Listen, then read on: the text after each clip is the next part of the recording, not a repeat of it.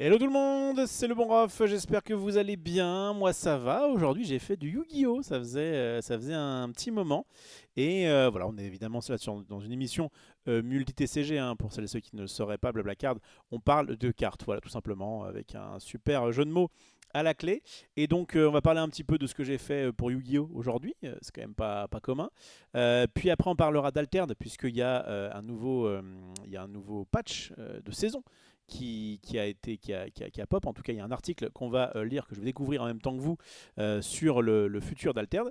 Et puis ensuite, je pense que on se finira tranquillement par ce que j'ai fait notamment hier, à savoir analyser les dernières cartes, enfin les cartes qui ont été reveal du 7-8 de l'Orcana. Voilà, j'aime bien ces petites émissions où on parle un petit peu de tous les TCG, enfin pas tous les TCG, mais de multiples TCG.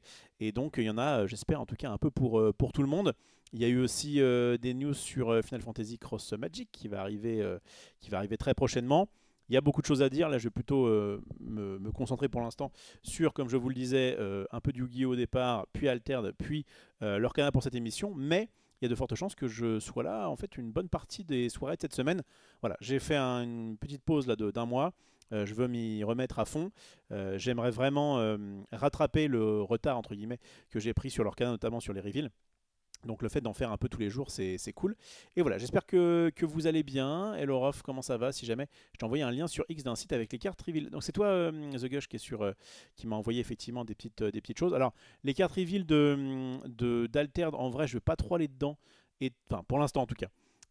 Étant donné que enfin, comment dire, sur l'Orcana, même si ça fait un mois que j'ai pas touché à une carte, je sais, voilà, quand même, je connais un peu la méta et je me trouve beaucoup plus pertinent.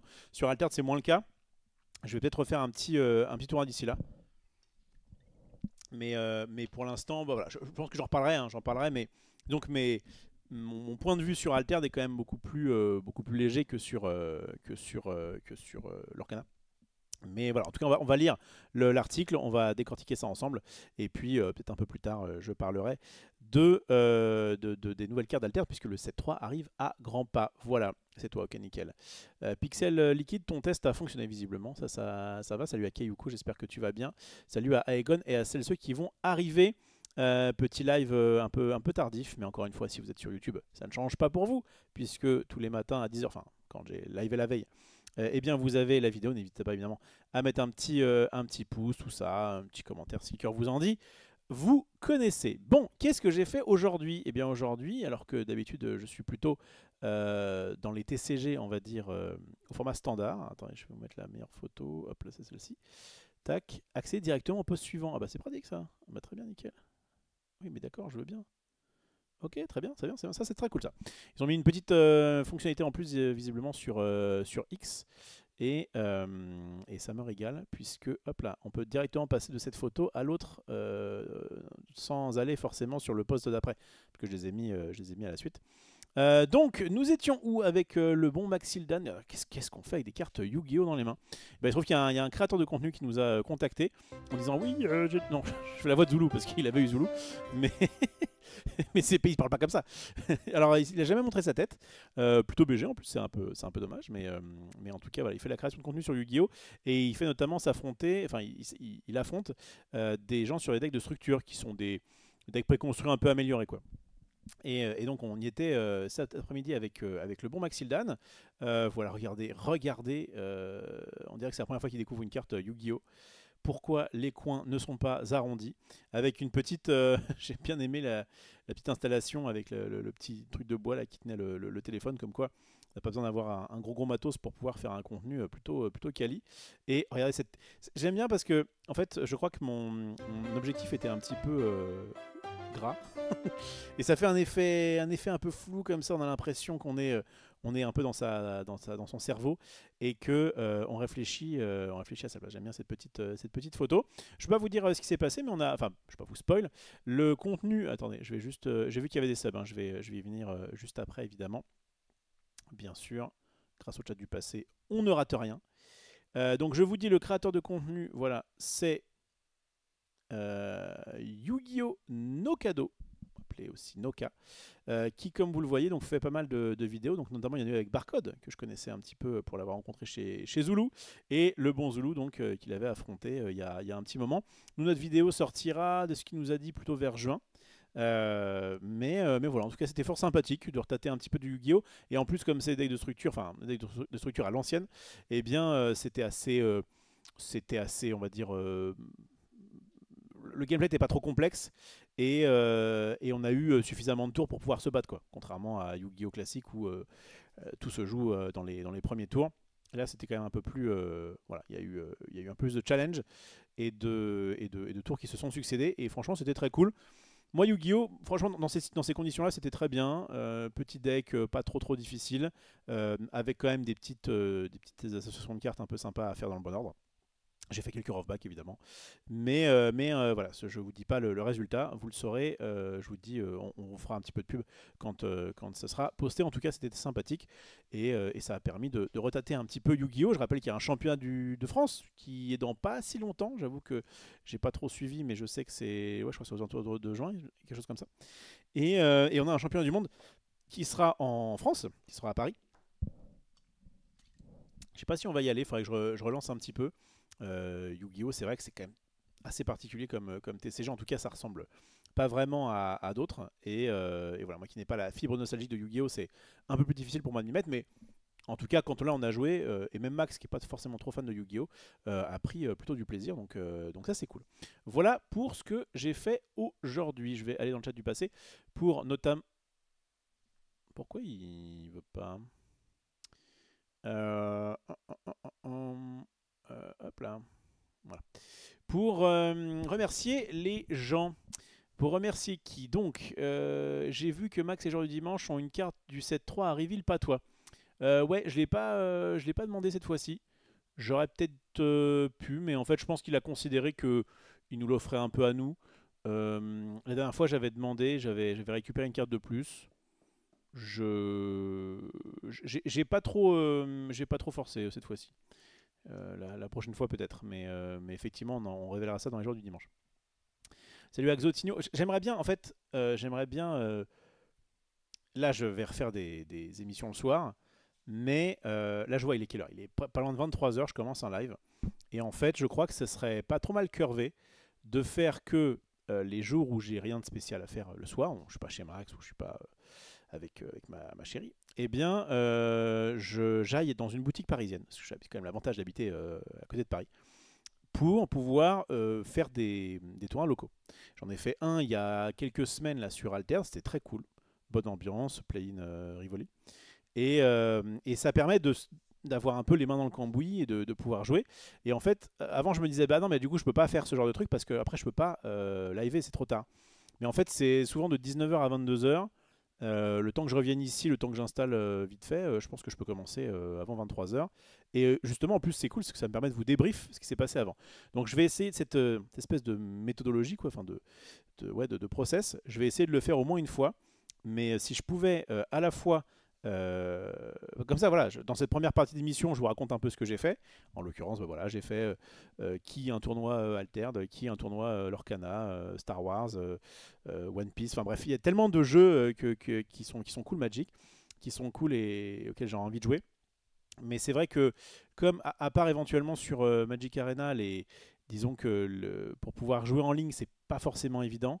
Ou pas forcément légal, enfin c'est un peu border. Je crois que ça m'ennuie un petit peu, mais évidemment c'est bien d'en parler des cartes, mais c'est aussi bien d'y jouer.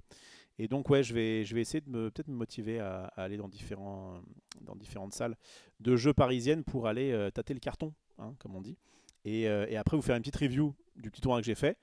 Et après je pourrais avancer. Mais c'est vrai que là tu vois par exemple sur Alterne, je te tutoie, je me sens pas suffisamment légitime pour pouvoir dire alors cette carte là elle est bien, elle est pas bien. Je peux le faire, hein, j'ai déjà fait, mais j'aime bien avoir un peu plus d'expérience comme je peux avoir un peu dans l'Orcana. Et donc voilà pour mon petit programme. Et ça c'est good. Je verrai ça plus tard. Bref, Xotinho, j'en étais à te remercier. Donc merci beaucoup. Un abonnement niveau 2 en plus, donc je te remercie 2 fois. C'est son 15e mois d'abonnement, donc 15 mois consécutifs. Parfait, Xotinho. En plus, tu as été, si visiblement c'est ton 15e mois consécutif, tu as. Ça me fait plaisir parce que j'ai été absent pendant un mois.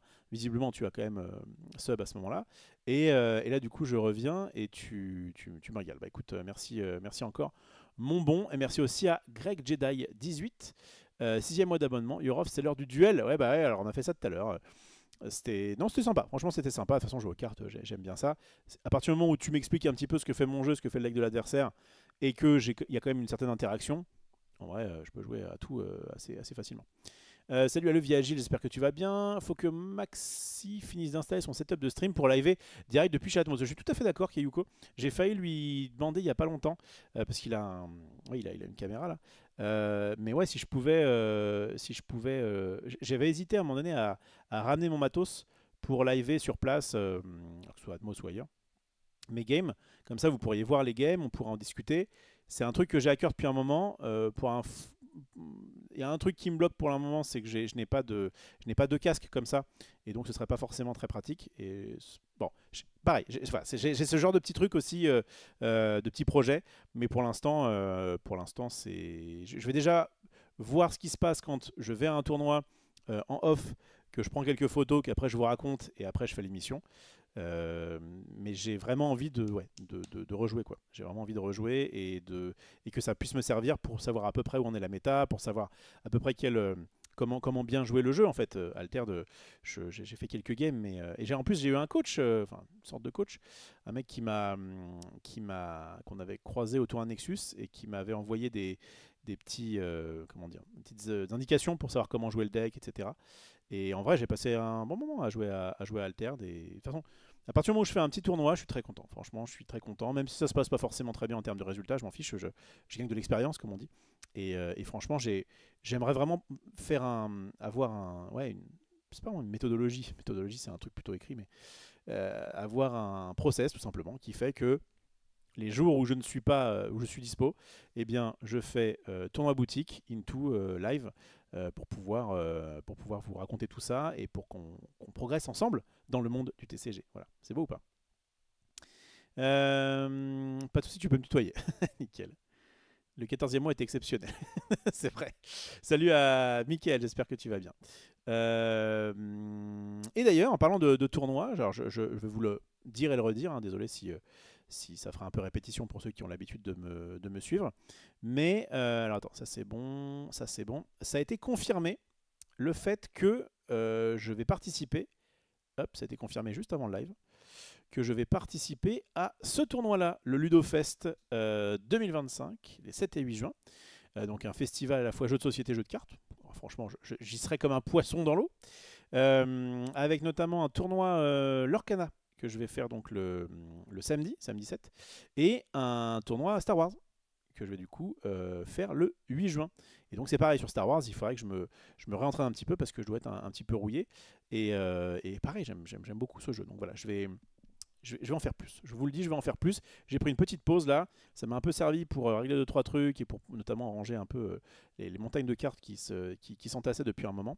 Et là, je vais vraiment essayer de mettre ça en place. Il y a même en vrai des tournois. Enfin, je sais que dans certaines boutiques, moi je le faisais à l'époque quand j'étais dans des boutiques de Magic, j'avais mis des tournois à l'après-midi. Et ça permet de faire son petit tournoi. Tu rentres chez toi, tu bouffes un peu et puis ensuite go live. Voilà. Salut à Titoun, bonsoir à tous. J'ai commencé le TCG avec Lorcana depuis un mois. Bah nickel. C'est un très bon TCG pour commencer. Salut à Griff également. Donc voilà, j'y serai, ce sera à Angers. C'est pas tout à fait à côté de Paris, mais voilà, vers l'ouest. Hein. On est plutôt sur l'ouest de la France. Et je sais qu'il y a eu un tournoi un peu comme ça, c'était quand? C'était en octobre dernier, il me semble, quelque chose comme ça. Et c'était vraiment très cool. Il y a eu le plus gros tournoi Alter à ce jour, hein, que je sache, on était plus de 1000. C'était un des premiers gros tournois d'Alter, et franchement c'était très, très sympathique. Donc voilà, je vais vraiment bien me remotiver pour pouvoir tâter le carton. Je vais faire, en fait, avoir des decks fonctionnels dans à peu près tous les jeux. Là maintenant que j'ai pu ranger, en plus c'est plus pratique après pour faire des decks. Et je remercie évidemment, si elle me regarde, ma chérie qui m'a notamment aidé sur l'Orcana. Il fallait tout trier, enfin tout trier. Il y avait une bonne partie encore de cartes à trier et tout ranger. Elle a fait ça pendant 3 jours, elle a passé sa meilleure vie et franchement ça ça m'a régalé parce que ça m'a permis de me faire gagner du temps et ça c'est cool. Voilà, Rof, j'ai appelé Interpol, on a cru que tu avais disparu d'Internet. Ouais, ouais, je te dis, j'ai enchaîné pas mal soit de soirées, soit de trucs chez Max, soit de moments où j'avais pas juste spécialement envie de live, je préférais avancer sur mon tri, mon rangement de cartes. Vous savez à quel point ça peut être chronophage. Et là, j'en vois un peu la fin. Il y avait aussi Hera. J'ai pas mal bossé sur Hera ces derniers temps. Et donc, ouais, c'était un peu compliqué pour moi de live, mais je vous assure que là, je vais m'y remettre à fond, notamment parce qu'en juin, il se passe pas mal de choses. Puisque bon, là, je vais vous parler uniquement de ça, parce que sinon, je vais pas vous prendre la tête avec trop de tournois à chaque fois. Mais il y a plusieurs choses qui vont se passer en juin, juillet. Et donc voilà, c'est le moment de remettre le pied à l'étrier, même si. Il n'y a pas de gros trucs là dans les jours à venir. On aurait aimé évidemment, comme il y a un an, un Disney Lorcana Challenge en mai à Lille. C'était bien ça. Ça c'était vraiment très cool. Ça m'a vraiment motivé à me bouger. Mais c'est pas grave, les petits tours à boutique, ça va le faire. Et franchement, c'est cool. Salut à Ronflax, j'espère que tu vas bien. Bon, et bah écoutez, je vous propose de passer sans plus tarder sur l'actu Altered. Tout simplement sur l'actu Altered, qui est où? Que j'ai mis là. Que j'ai mis là. Tac. Et hop. Alors je vais zoomer comme il faut. C'est pas mal ça. C'est pas mal, puisque, donc merci encore à The Gush qui m'a envoyé ça sur X.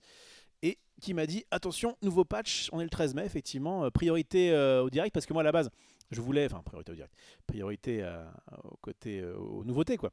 Je voulais continuer à fond dans l'analyse de cartes Lorcana, et c'est ce qui va se passer d'ailleurs une fois que j'aurai parlé un petit peu de ça. Mais c'est vrai que là, comme ça, il y a un article qui vient de sortir, et qui en plus chamboule un petit peu le monde d'Alterne. Évidemment, on va lire ça ensemble, et on va pouvoir en débattre. On fait aller content de pouvoir te revoir en stream avec plaisir. Salut à Kobisti également. Vous êtes des boss. Les événements tumultes. Alors c'est quoi le titre de l'article? Patch de saison Murmure du Labyrinthe. Murmure du Labyrinthe qui doit être, j'imagine, la... Murmure du Labyrinthe, c'est la prochaine édition, non? Patch de saison Murmure du Labyrinthe. Ouais, parce que c'est Trial by Frost en la deuxième. Donc j'imagine que c'est sur la prochaine édition. Ouais, c'est bizarre. Les événements tumultes viennent de se terminer. J'en ai fait aucun. Et j'essaierai que la prochaine fois, la prochaine session, d'en faire au moins un. Je trouve que c'est cool de faire au moins un tumulte, donc qui est en gros le moyen tournoi alter, quoi, le gros tournoi boutique, mais du coup plutôt moyen, puisque bah, ça dépend du nombre de places dans ta boutique, mais qui ressemble un petit peu au championnat de 7 à l'Orcana. J'ai vu aussi qu'il y a Magic qui faisait ça en standard, c'est pareil, je vais me faire un deck standard. J'ai soif, voilà. Je me suis fait une petite diète là, de TCG, on va dire, même si en vrai j'avais quand même la tête dans les cartes, mais de jeu, on va dire. Et là, ça y est, j'ai de nouveau faim, j'ai de nouveau soif, et je veux profiter un peu de ma boulimie de TCG pour faire un maximum d'events. Et clairement, le fait de faire des petits tournois de façon hebdomadaire qui ensuite te permettent de faire des perfs pas trop mal sur des tournois un peu plus gros, et puis qui sait après faire des trucs encore plus gros, c'est vraiment cool. Bien, Zélon du 7-3, effectivement. Donc les événements viennent de se terminer, leurs résultats seront annoncés jeudi prochain. Nous arrivons en fin de saison, en pleine reveal season du prochain set, mais aussi à l'heure de révéler le contenu du nouveau patch. Ce patch est évidemment très attendu et nous en profitons pour vous partager nos observations sur l'état actuel du metagame. Age of Sigmar.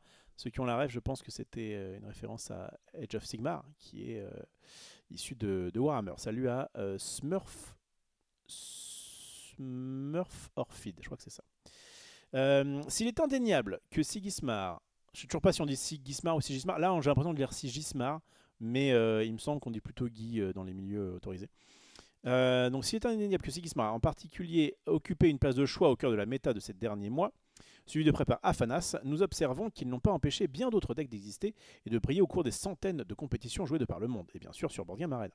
Pareil, BGA, faudrait que j'y retourne un petit peu. Tu en es où de document des termes sur les termes clés du TCG? J'avais commencé ça, je crois, le 31 décembre. Bon, on attendra le prochain 31 décembre pour le, pour le reprendre. Je vais faire ça. Une fois par an, je ferai un petit... non, mais peut-être que je le ferai plus tard, mais c'est vrai que j'avais un peu laissé tomber.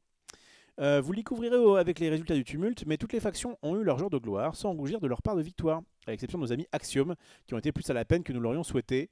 Axiom couleur marron, qui notamment avec le bon Trest. J'en ai rencontré un Trest au petit tournoi que j'ai fait il y a 2-3 semaines. Il m'avait bien détruit. Hein. Il m'avait fait tour 1, la carte qui dit que quand il comment ça s'appelle, quand il resupply, à la place il prend 2 cartes, il en met une, au lieu d'en mettre une au pif quoi. Et ben c'était vraiment assez fort. Donc, effet du dernier patch. En proposant l'errata d'Ozma, lors du dernier patch de mi-saison que je n'ai pas lu. Alors je suis un peu à la bourre, attendez. C'était quoi grosso modo? Ah ça c'était le metagame. J'avoue, ça je l'avais pas lu. Vous voyez, je suis en retard, j'aime pas ça. Merci beaucoup pour le sub. Merci beaucoup Ronflax pour le Prime. 2e mois consécutif, en plus tu régales. Tu régales. Donc Ozma était passé à quoi? Si vous contrôlez au moins 3 autres personnages, piochez une carte. Ah, si vous contrôlez au moins 3 autres personnages, ravitaillez. Ah oui, d'accord. Ok. New version. Ouais, ravitailler, forcément, c'est un peu moins fort que de piocher une carte. Et donc, ça fonctionnait aussi en rare. Ok, ça marche.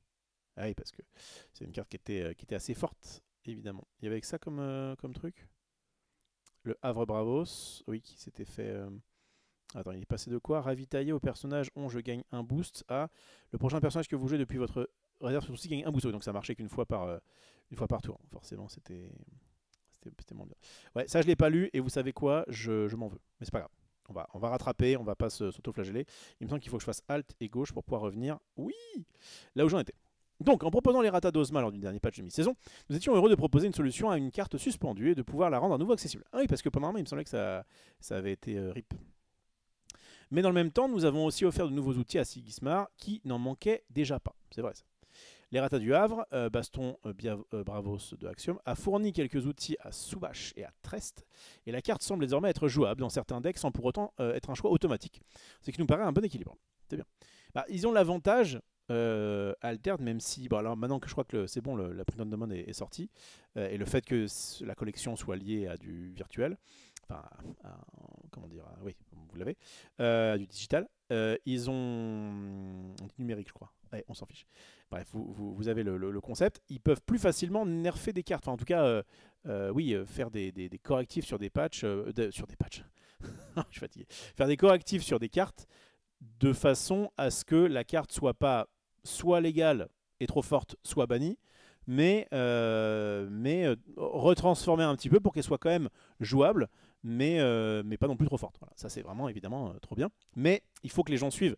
Et notamment sans le Print on Demand, c'était un petit peu compliqué. Quand tu as une carte où il n'y a pas marqué dessus ce qu'elle est censée faire, c'est un peu chiant. Donc là ça va aller de mieux en mieux. Donc voilà. Nanana. Donc, attends. Cependant, son effet n'a pas suffi à rendre Axiom compétitif face au meilleur deck, et nous gardons cela à l'esprit en attendant de voir se dessiner la méta Murmure du Labyrinthe, donc la nouvelle édition. Équilibre et accessibilité, un duo exigeant mais essentiel. Entretenir le format compétitif d'Alter est un travail délicat. Un entre-deux à trouver entre équilibre stratégique et accessibilité pour le plus grand nombre. Chaque suspension ou errata a un impact direct sur la capacité des joueuses et joueurs à s'approprier le format. L'une des priorités d'Equinox est de faciliter le premier pas vers la compétition en veillant à ce que les changements ne deviennent ni trop nombreux ni trop complexes pour ne pas décourager les nouveaux venus. Ouais, moi j'avais parlé un peu à un game designer de là-bas ou un game tester, je ne sais plus trop ce qu'ils font. Et bref, il était dans le truc et il disait ouais, c'est peut-être un petit peu too much par rapport tous les éléments qu'il y a pu y avoir de changement par rapport à des gens casual. Et c'est vrai que c'est toujours un peu délicat de dire il faut absolument qu'on pense à la bonne santé du metagame, donc au niveau compétitif quoi. Et à la fois il ne faut pas non plus qu'on oublie qu'il y a des gens qui juste s'amusent de temps en temps avec leur jeu et qui du coup si jamais il y a ah non mais cette carte là en fait elle est bannie, celle-ci elle est transformée, celle-ci machin, ça commence à devenir peut-être un peu trop complexe. C'était Ouroboros Bastion, et ça oui tout à fait. La carte dont je parlais tout à l'heure. Bref, donc voilà, donc il ne faut pas décourager les nouveaux venus, tout à fait. Si certains ajustements peuvent sembler anecdotiques pour nos joueurs vétérans, ils peuvent être déroutants pour celles et ceux qui découvrent le jeu compétitif. Nous cherchons donc en permanence le compromis qui sert au mieux l'intérêt global du jeu. Cette approche vise aussi à gagner en stabilité, essentielle pour que chacun puisse s'investir durablement dans le format, apprendre, progresser, affiner ses stratégies et se sentir valorisé dans ses décisions. C'est beau. Suspendre plusieurs cartes uniques peut sembler une solution simple pour équilibrer le format, mais c'est un levier que nous utilisons avec prudence.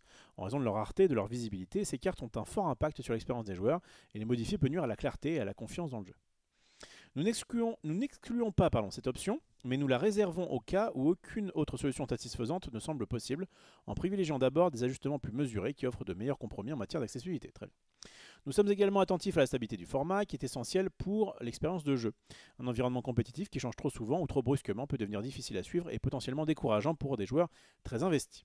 Beaucoup d'entre vous consacrent des heures à maîtriser leurs cartes, à affiner leur stratégie et forment le cœur de notre communauté. Vous êtes beaux. En préservant la stabilité, nous permettons aux joueurs de s'investir durablement et de garder confiance dans la longévité de leur choix, tout en assurant que le jeu reste accueillant et stimulant pour les nouveaux venus. C'est pourquoi nos décisions de suspension et d'errata se veulent les plus ciblées possibles. Nous privilégions des actions chirurgicales qui corrigent efficacement les déséquilibres, tout en touchant le moindre carte possible, en particulier les cartes uniques, dont les errata sont plus difficiles à suivre, en plus de créer de l'incertitude sur leur pérennité. C'est avec cet état d'esprit que nous avons conçu les ajustements présentés dans ce patch. Bon, grosse introduction, et en même temps, ça monte pas de blanche, comme on dit. Le qualifier d'Alterd à Lille, ça sera galère d'y aller. Ça tombe le jour du départ du Tour de France qui part, je vous le donne en 1000, de Lille. Ah, dur. Dur. Ah oui, les 5 et 6 juillet. Ouais. Bah, moi, j'y serai pas malheureusement, mais ok. Moi, je serai à Mulhouse à ce moment-là, je vous en reparlerai plus tard. Bref, Diane, salut, tu n'étais pas la tête dans les nuages avec la team aujourd'hui. Absolument pas, Diane. C'était hier où ils sont allés, donc il y avait qui? Il y avait Palo, Genius, Max, Grand Jeu. Et non, je n'étais pas. Je n'étais pas parce que j'avais un peu la flemme. En fait, on a fait pas mal de sorties ces derniers temps. Et moi, j'aime bien être un peu tranquille chez moi. Et même si ça avait l'air très sympathique, j'ai préféré notamment live. Voilà. Et je m'y remets. Donc, mon côté un petit peu ours me permet de plus facilement faire de contenu. Et j'avais un peu lâché ça ces derniers temps et ça me saoulait. Il me manquait quelque chose à ma vie et c'était vous. C'est beau ou pas? Salut à Marco Yo. Donc, changement de règle. Avant, si l'expédition d'un joueur rencontre ou dépasse l'autre expédition de ce même joueur, la procédure de fin de partie se déclenche. Si l'expédition d'un joueur rencontre ou dépasse l'autre expédition de ce même joueur, oui tout à fait. Et après, c'est quoi? Attends, parce que c'est quoi en fait? C'est un changement de règle. Le moment où les joueurs doivent vérifier qu'une victoire est remportée grâce à la progression de leurs expéditions se situe à la fin de la phase de nuit. Au cours d'une nouvelle sous-phase nommée Check Victory, durant cette phase, avant le début d'une nouvelle journée, si l'expédition d'un joueur rencontre ou dépasse l'autre expédition de ce même joueur, la victoire est octroyée à ce joueur. J'ai l'impression que c'est pour nerfer voilà, le petit pas là, qui permettait de gagner. C'était un peu frustrant de gagner dans le tour, alors que l'autre, bah, du coup, ne pouvait rien faire. C'était un peu relou. Rip, Small Step, Giant Leap, exactement. Marco, c'est toi qui as expliqué à Rof comment jouer à Alterne. Ah, c'est toi, Marco? Ah, c'est toi, Marco? Le boss. Je m'y remets là, gentiment. Ah, bah nickel. Alors, Marco Yo, qui est je pense, un mec qui a oublié d'être con et qui m'avait donné deux petits. Enfin, qui avait une bonne analyse sur Nexus notamment, qui avait réussi à finir premier du tournoi à Paris. Et qui m'a donné quelques conseils pour Altered. Et ben je m'y remets tranquillement là. Je vais voir. Alors peut-être pas forcément cette semaine, parce qu'en plus j'ai pas de deck sur moi. Mais peut-être à partir de la semaine prochaine, je referai des petits tournois. Enfin, j'ai envie de vraiment me mettre à des petits tournois hebdomadaires pour justement m'améliorer, notamment sur Alter. Imo, c'est juste inversé. Maintenant, tu as la frustration de dépenser 6 mana pour te prendre 0-2. La carte est morte. Ouais, mais bon. Enfin, je trouve ça un peu risqué de leur part d'avoir fait dès les 2 premières éditions des cartes qui permettent comme ça de tricher un peu sur les règles. Il y a aussi le Festival Lyra, je crois. Moi, je me souviens, c'était Roxane, Roxane ASMR, avec qui on a fait donc une émission Alter il n'y a pas longtemps. Là. On est allé en tournoi, et en fait, elle a rencontré un gars qui jouait un héros pas joué vert, là, j'ai plus le nom. Pas Taija, mais une autre. Et qui a perdu 2 fois parce que elle s'est pris un Festival Lyra. à Magic, il existe des cartes qui te font gagner la partie flat, mais c'est très souvent, tu le fais quasiment jamais, quoi. Et là, je trouve qu'ils ont fait des choses qui étaient peut-être un peu trop faciles pour justement un peu gruger les règles d'Alter. Bon, je vous en parle avec, enfin, comment dire, j'ai assez peu d'expérience compétitive, hein. Mais en tout cas, ce côté un peu frustrant de, bah voilà, on va jouer à un jeu et à un moment donné, tu vas faire un truc et en fait, tu vas gagner alors que c'était pas censé être. C'était pas censé être joué comme ça. Stérine, effectivement. Après, index à spread. C'est vrai. Ouais, c'est vrai, c'est vrai, c'est vrai. Ouais, écoute, à voir. Est-ce que tu as prévu de bouger cette semaine? J'aurais éventuellement. Je crois que jeudi ou vendredi soir, je devrais être dispo. S'il y a un. Mais c'est pas le mercredi où il y a un truc à Atmos? Bon, bref, on en parle en off. Bon. Donc, nous avons reçu beaucoup de retours. Attendez, vous ne voyez pas trop. Nous avons reçu beaucoup de retours concernant la frustration que peuvent engendrer mon petit pas bon de géant. Je vais vous la mettre, ça va me permettre aussi de m'en rappeler. Et grand projet. Alors attendez, je vais sortir de ça. On va aller sur. Attendez, je vais faire un truc propre. Hop, tac, tac, tac, tac, tac. Donc, petit pas bon de géant. C'était cette carte-là. Hop, qui disait une expédition ciblée avance une région. Donc effectivement, à notre tour, pouf, on fait ça, on avance et c'est gagné. Et l'autre, c'est quoi? Du coup, je suis allé un peu loin. Attendez. Voilà. Et grand projet. C'est un truc en. Je crois que c'est un truc en hors 10. Ouais. Grand projet. À midi, une expédition ciblée avance une région. Et effectivement, c'est pareil. Si tu mets ça, et ben, alors c'était un tour plus tard, mais ça avait ce côté, bah ok, à midi j'ai gagné quoi. Donc là, il faudra attendre comment dire, le soir. Il faudra attendre la fin du tour où vous avez avancé, et donc le gars peut aussi avancer et contester un truc, avancer des deux côtés. Enfin bref, ça peut. Donc je comprends. Alors à la fois, ça fait un truc un peu bizarre, hein, parce qu'on le voit, hein, la règle a un petit peu été complexifiée. C'était pratique de dire si l'expédition d'un joueur rencontre ou dépasse l'autre expédition de ce même joueur, la procédure de fin de partie se déclenche. Plutôt que le moment où les joueurs doivent vérifier qu'une victoire est remportée grâce à la progression de leur expédition se situe à la fin de la phase de nuit au cours d'une nouvelle sous-phase nommée Check Victory. Bon, ceci, ça ira pas marqué comme ça. Il y aura pas, ce sera pas. Là, c'est juste qu'ils expliquent. Durant cette phase, avant le début d'une nouvelle journée, si l'expédition d'un joueur rencontre ou dépasse l'autre expédition de ce même joueur, la victoire est octroyée à ce joueur. Okay.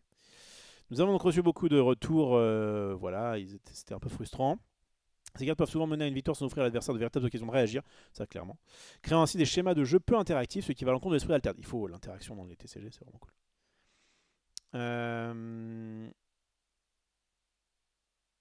Alors. Avec grand projet, c'est plus dur parce qu'en face, le hors 10 a quand même ce tour-là dont tous ses manas pour empêcher de contest. Ouais. Marco, je vends des helping rares. Izmir, ça t'intéresse? Ça va ou fais ton petit marché? Ouais, Kim, ça se joue avec Kadigir ou des decks très spéciaux reposant sur une unique petit pas après nerf. Ok. Bon, faites votre marché dans le live. Donc, ce changement de règle ne modifie pas les cartes en elles-mêmes, mais vous donne une opportunité de réagir lorsque votre adversaire en joue une. Il évite aussi les situations étranges où le gagnant de la partie pourrait être déterminé par le jeton du premier joueur, permettant à un joueur de jouer son petit pas bon de géant avant l'autre. C'est vrai, ça peut être un peu dommage. Bien, le patch de Baba Yaga, effectivement, qui était une bonne carte, puisqu'elle permettait de piocher des cartes en hors 10. Alors qu'à la base, le défaut de jouer agressif Sigismar, c'est de s'essouffler. Mais bon, si tu pioches des cartes à chaque fois que tu poses des... Enfin, notamment avec ça, eh ben, ça peut être un peu pénible. Donc, elle est suspendue. Ah oui, d'accord, il n'y a pas de... Si je me disais, tiens, c'est bizarre, il n'y a pas la version grise. On peut pas la jouer, on peut plus la jouer, comme ça c'est fait. Donc une grande partie de la force de Sigismar vient de la facilité avec laquelle il peut jouer de nombreuses cartes à faible coût et fort potentiel tout en continuant à facilement piocher de nouvelles ressources. Suite à l'errata apporté à Ozma, nous avons confirmé que toucher au carte d'avantage d'Ordi c'était la bonne approche et nous continuons en ce sens avec cette suspension. Nous espérons que ce changement obligera les joueurs Ordis à augmenter un peu leur courbe de mana et à explorer de nouvelles contraintes de construction de deck. Eh oui, c'est pas la fête. Nous avons actuellement plusieurs pistes possibles et intéressantes pour un errata de cette carte, mais plutôt que d'en choisir une aujourd'hui, nous préférons d'abord observer l'évolution de la méta à venir et ensuite réintégrer la carte de la meilleure des manières. On rappelle que la suspension, un petit peu comme à Star Wars, a un effet plus temporaire que le ban. Voilà, c'est la même chose, hein. C'est juste que vous n'avez pas le droit de jouer une carte et peut-être qu'un jour elle sera déban / plus suspendue, mais il se trouve que le fait de le dire comme ça Ça se trouve, dans un mois, 2 mois, elle sera de nouveau légale. Avec peut-être d'ailleurs un nerf. Merci beaucoup LMBE, bon retour, merci pour le sub, tu régales. C'est effectivement le retour du Blablacar, je dirais pas quotidien, mais régulier. J'ai vraiment envie de reprendre ça sérieusement. Alors, nanana, trop de changements dans ce jeu. Ouais, mais bon, il se fixe quoi. Il se fixe. Mieux vaut trop de changements que d'avoir une méta ou un gameplay qui est pas forcément sain. Souvent, la suspension dans l'alter anticipe un errata, tout à fait. C'est d'abord un. Salut Vito. C'est d'abord une suspension. On réfléchit un petit peu. On attend peut-être qu'une édition sorte. Et après, on arrive. Et là, on nerf un peu la carte. Bien. Donc voilà. Revendez pas vos Baba Yaga tout de suite. Ça vous sera sûrement utile. Suite à l'errata apporté à Osman, ça je l'ai lu. Ok, nous avons actuellement plusieurs pistes possibles et intéressantes pour un errata de cette carte, mais plutôt que d'en choisir une aujourd'hui, nous préférons d'abord observer l'évolution de la méta à venir et ensuite réintégrer la carte de la meilleure des manières. Alors est-ce qu'ils vont faire comme pour l'autre carte, ça veut dire quand ça arrive en jeu, tu vas ravitailler? Non, en fait, ravitailler, ça permet de dire piocher une demi-carte en fait dans le jeu. Main tendue. Un personnage ciblé gagne un boost et perd fugace en Izmir, parce que je sais qu'on peut aussi le jouer en Ordis, il me semble, en Bravos, puisque moi j'avais joué un deck rouge et il me semble avoir joué cette carte. Elle est suspendue, et c'est la version Izmir uniquement, visiblement. La version Izmir de main tendue pose plusieurs soucis, nous poussons à agir. Un win rate bien trop élevé avec Afanas, un choix par défaut sans aucune hésitation. Aïe, mon truc est fugace, du coup je le fais, ok. Après tu peux peut-être décider sur lequel tu le mets, mais bon, à mon avis il n'y a pas avoir beaucoup de cibles. Une synergie avec Afanas trop puissante pour le metagame actuel et facile à rejouer et abuser via certaines des meilleures cartes uniques disponibles actuellement chez Izmir. Un peu relou. Je vais juste revoir ce que fait Afanas exactement. Je tendance à confondre. Ouais, c'est le vieux qui gagne un boost quand on joue un sort.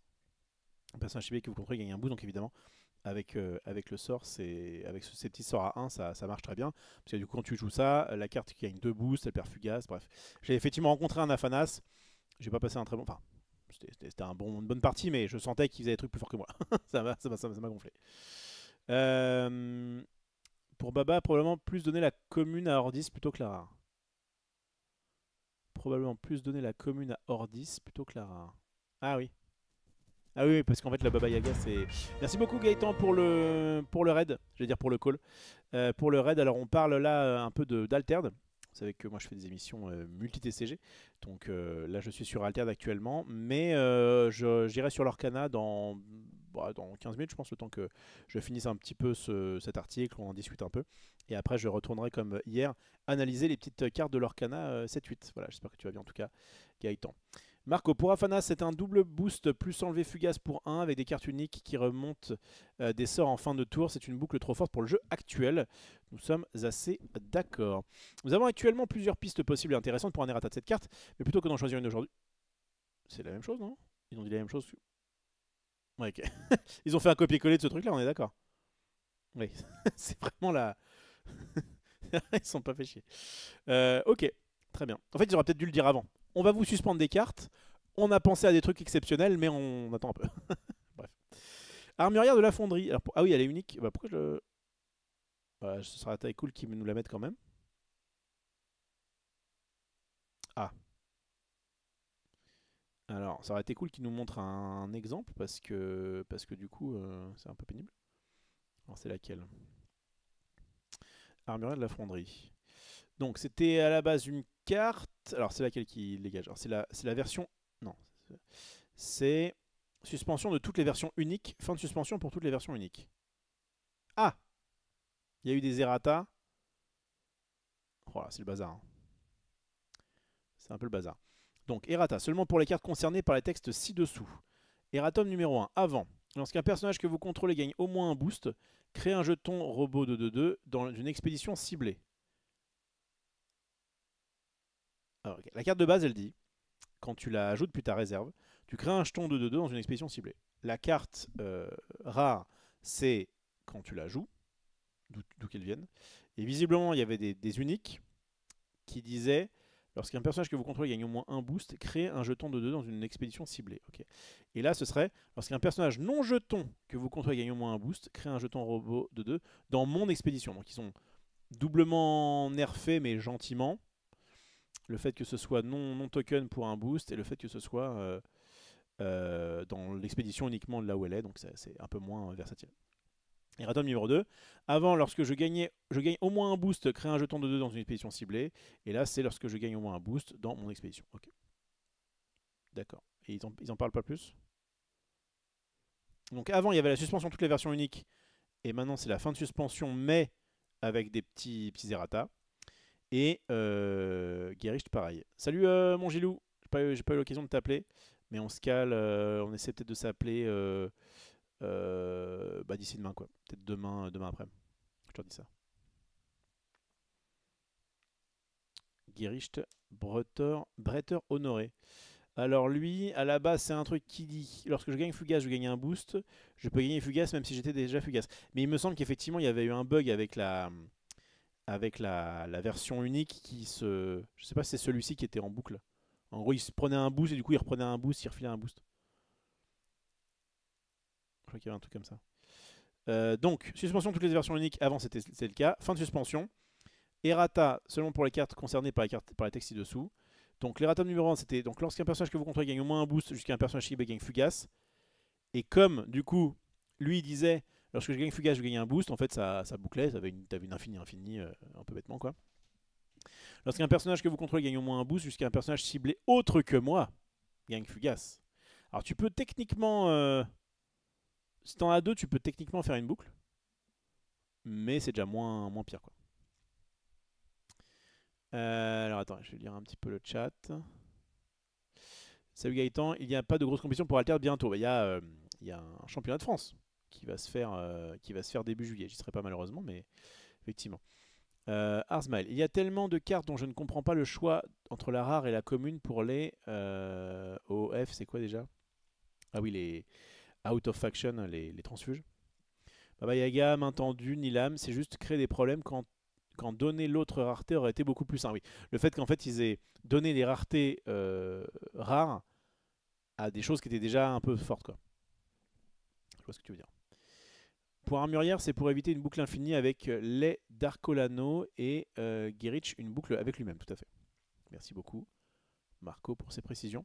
Je trouve intéressant le fait que les uniques restent très fortes, ils les ont pas juste détruites. Oui, c'est vrai que par rapport à ce qu'ils avaient mis à comment il s'appelle, à Robin, où enfin vraiment il y a eu vraiment du gros plomb dans l'aile, au moins ça les laisse quand même jouables. Des news sur Hera. Bah, Hera, il était à l'alchimie du jeu, l'ami Gilou. Et on sera... alors, je l'ai mis dans mes actus. Hop. Tac. On sera au Paris Card Show. Si ça vous sauce, si vous êtes sur Paris, samedi. De 9h30 à 18h. Bon, je pense pas que j'y serai à 9h30, mais je vais essayer d'y rester au moins l'après-midi, une bonne partie de l'après-midi. Pour, dans cet événement de TCG de sport, eh bien, on fera des démonstrations d'ERA. Voilà. Et ils étaient à l'alchimie du jeu à Toulouse. Il faut justement qu'on se capte pour un petit débrief. Tout se passe sur Paris Misère. C'est faux, ils étaient à Toulouse, l'équipe d'ERA, enfin, Gilou et Rose Noire. Et on va aller, je crois qu'il y a un autre truc. Bordeaux, je crois. Il y a Bordeaux, je crois, bientôt. Bref. Revenons à nos moutons. Mais en tout cas, c'est intéressant de voir... Altered, c'est bien parce qu'ils ont vraiment essayé de casser un peu les codes, de proposer des trucs très différents, mais on voit aussi les limites du système. Et je trouve ça intéressant, justement, on est en train de créer un TCG, de voir ouais, au niveau de la complexité du jeu, au niveau de certaines innovations qui finalement sont peut-être... peuvent peut-être un peu être néfastes. Il n'empêche que le jeu quand même tient bien. Enfin, j'ai l'impression quand même en termes de compétition, il est cool. Mais c'est vrai que ouais, on a l'impression qu'on est on est encore dans une sorte de bêta où ils se cherchent un petit peu, ils refont des règles. Bon, on sent que ça a été, il a dû à un moment donné, ils ont dû appuyer sur le bouton start pour lancer le jeu, qui était techniquement pas tout à fait fini, ne serait-ce que par la proposition d'une prétendante demande, etc. Bref, donc c'est en train de s'arranger, mais c'est vrai que la première saison, la première année d'Alterne, c'est un petit peu pour se roder, quoi. Pas mal de salons et pas mal d'illustrateurs pour de nouveaux visuels. Oui, Bordeaux, le Big, et ce week-end Paris Card Show, tout à fait. Nickel. Un jour, on pourra tester en Belgique. Bah écoute, on verra. Pourquoi pas. Pourquoi pas, ça dépend de Gilou. Mais il me semble qu'il y a... On va à Mulhouse déjà, parce qu'il y sera à Mulhouse, hein, l'ami Gilou. Donc les 5 et 6 juillet, si vous n'êtes pas, au championnat d'Alterne, si vous n'êtes pas... Alors, il se passe plein de trucs. Les 7 et 6 juillet, c'est débile. Je crois qu'il y a donc les qualifiers d'Alterne. Il y a la Japan Expo à Paris, quand même un gros salon aussi un peu geek, quoi. Il y a le truc de Mulhouse auquel je suis, qui est une sorte de festival qui se fait dans... On n'est pas très loin de la Belgique, je pense. Et je me demande si le Paris Ludique, c'est pas à ce moment-là aussi. Paris et Ludique 2025, c'est quelle date? Samedi 5 et dimanche 6. Donc vraiment, je sais pas où vous serez les 5 et 6 juillet, mais normalement, si vous aimez bien le jeu, vous serez quelque part. Si vous avez un week-end à poser ou je ne sais quoi, il y a moult trucs un peu partout en France pour différents événements. Et c'est vraiment le truc où il y a, ouais, où il y a tout le monde. Moi, je ferais peut-être un petit tournoi à l'Orcana sponsor à la Japan Expo. Je crois que c'est jeudi ou vendredi de cette semaine-là. Ça va être le 3 ou le 4. Mais, et après, du coup, je serai. Bah, attendez, je l'ai mis. Non, je l'ai pas mis. Il faut que je l'enregistre. Ça s'appelle Pokerdime. Je vais en parler maintenant parce que c'est bon. D'ailleurs, il faut que je dise au gars que je valide. Mais j'ai fait mon choix. C'est que je m'étais un peu engagé. Et du coup, hop, je vais me l'enregistrer.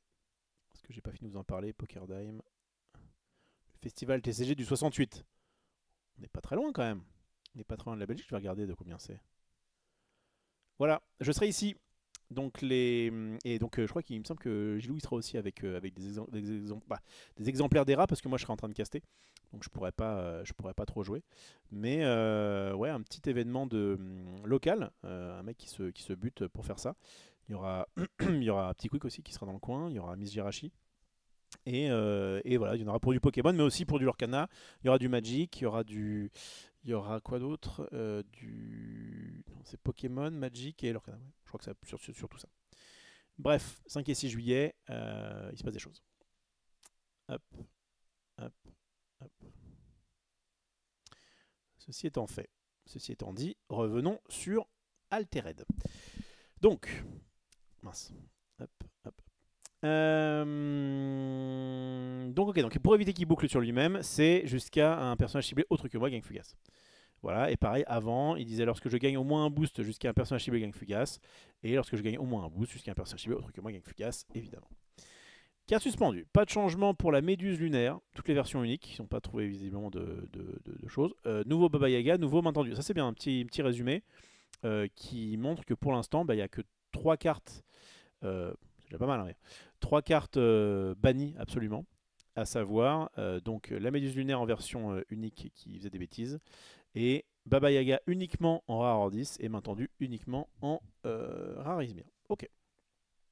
La watchlist, ils ont retiré Baba Yaga, main tendue et Petit Pabon de géant, notamment parce que cette carte-là, ils ont changé la règle. Donc en fait, ça et ça, c'est passé de watchlist à banni. Et ça, c'est passé de watchlist à t'inquiète, on change la règle. Ok, il reste le mage danseur du Kadigir. Tiens, je vais regarder un petit peu. C'est Izmir commune et rare qui est sur la watchlist. C'est pas mal ce système de watchlist. Hop. Alors, c'est laquelle? C'est qui dit lorsque je joue un sort, je gagne un boost. Ah bah oui, forcément, avec Afanas, ça fait des trucs un peu débiles. Ah oui, en plus, il dit au crépuscule, si j'ai au moins 3 boosts, je peux acheter une carte. Ouais, vraiment, je me la suis pris aussi, elle est très forte. Et le procuratrice Ordis, Hop, en rare. Tac. C'est laquelle? C'est celle qui dit lorsque mon expédition n'avance pas pendant le crépuscule, piocher une carte. Et donc, bah, évidemment, tu peux t'amuser à piocher des cartes grâce à elle. Et donc, c'est pas trop ce qu'on veut faire en. Enfin, c'est ce qu'on veut faire justement en Hordis, mais donc il faut attention. Très bien. Carte unique aux capacités répétées. Conscient de la puissance de certaines cartes uniques, hop, notamment issues du premier set, nous allons continuer à étudier leur impact sur la méta du prochain set. Cool. Compensation des joueurs, nous continuons de travailler sur un système de compensation et nous tiendrons la communauté informée dès que possible. Toute solution que nous mettrons en place sera bien entendu rétroactive. Ok. Et bah je trouve ça cool. Je trouve ça cool. Ils ont... bah, dites-moi ce que vous en pensez, notamment ceux qui connaissent bien Altern. Mais j'ai l'impression que ça fait sens, quoi. Ça fait sens. On corrige des uniques qui étaient buggés. On va bannir des cartes, on va dire des deux decks, des cartes qui sont fortes dans les deux decks les meilleures du format, que je sache, en tout cas, de ce que j'ai compris, Sigismar et Anafenza. Oui, si, c'est Anafenza. Attends, je confonds. Afanas. Anafenza, c'est quoi? Là, c'est une carte magique. On confond des trucs. Forcément, à force de jouer à plein de TCG. Je me disais bien, je crois que c'est. J'ai le début qui est pas mauvais. Mais bref. Ouais, donc qu'est-ce qu'on en pense? Moi, je trouve ça assez cool. Alors, on sait quand est-ce que c'est. Je crois que c'est opérationnel dès maintenant. Hein. Ils l'ont pas rappelé, mais je crois que quand il y a un patch comme ça, c'est now. Ah bah, non, c'est pas ça. C'est pas ça, c'est pas ça. Bref, donc voilà. On verra bien ce que ça donne, mais en tout cas, c'est assez cool d'être réactif pour avoir évidemment le metagame le plus sain possible. Qu'en pensez-vous? Et puis après, on passera un peu sur l'Orcana. Alors, hop. Donc, ça je l'ai lu. Ça je l'ai lu. Nanana. Est-ce qu'ils jouent au foot en Belgique? Alors, les uniques causeront sûrement toujours des problèmes. J'espère qu'ils vont développer encore plus leur team de playtest. Ouais. Tout à fait. Le pari ludique, effectivement. Il y aura la sortie du Magic TCG FF. Ça sort le 13. En vrai, oui, ça se chevauche un petit peu. Il me semble que la sortie du prochain set Altered tombe à peu près le même jour que la sortie du prochain set Lorcana. À savoir, il me semble que la sortie officielle, c'est le 6 juin. Et que donc les avant-premières, c'est la semaine d'avant.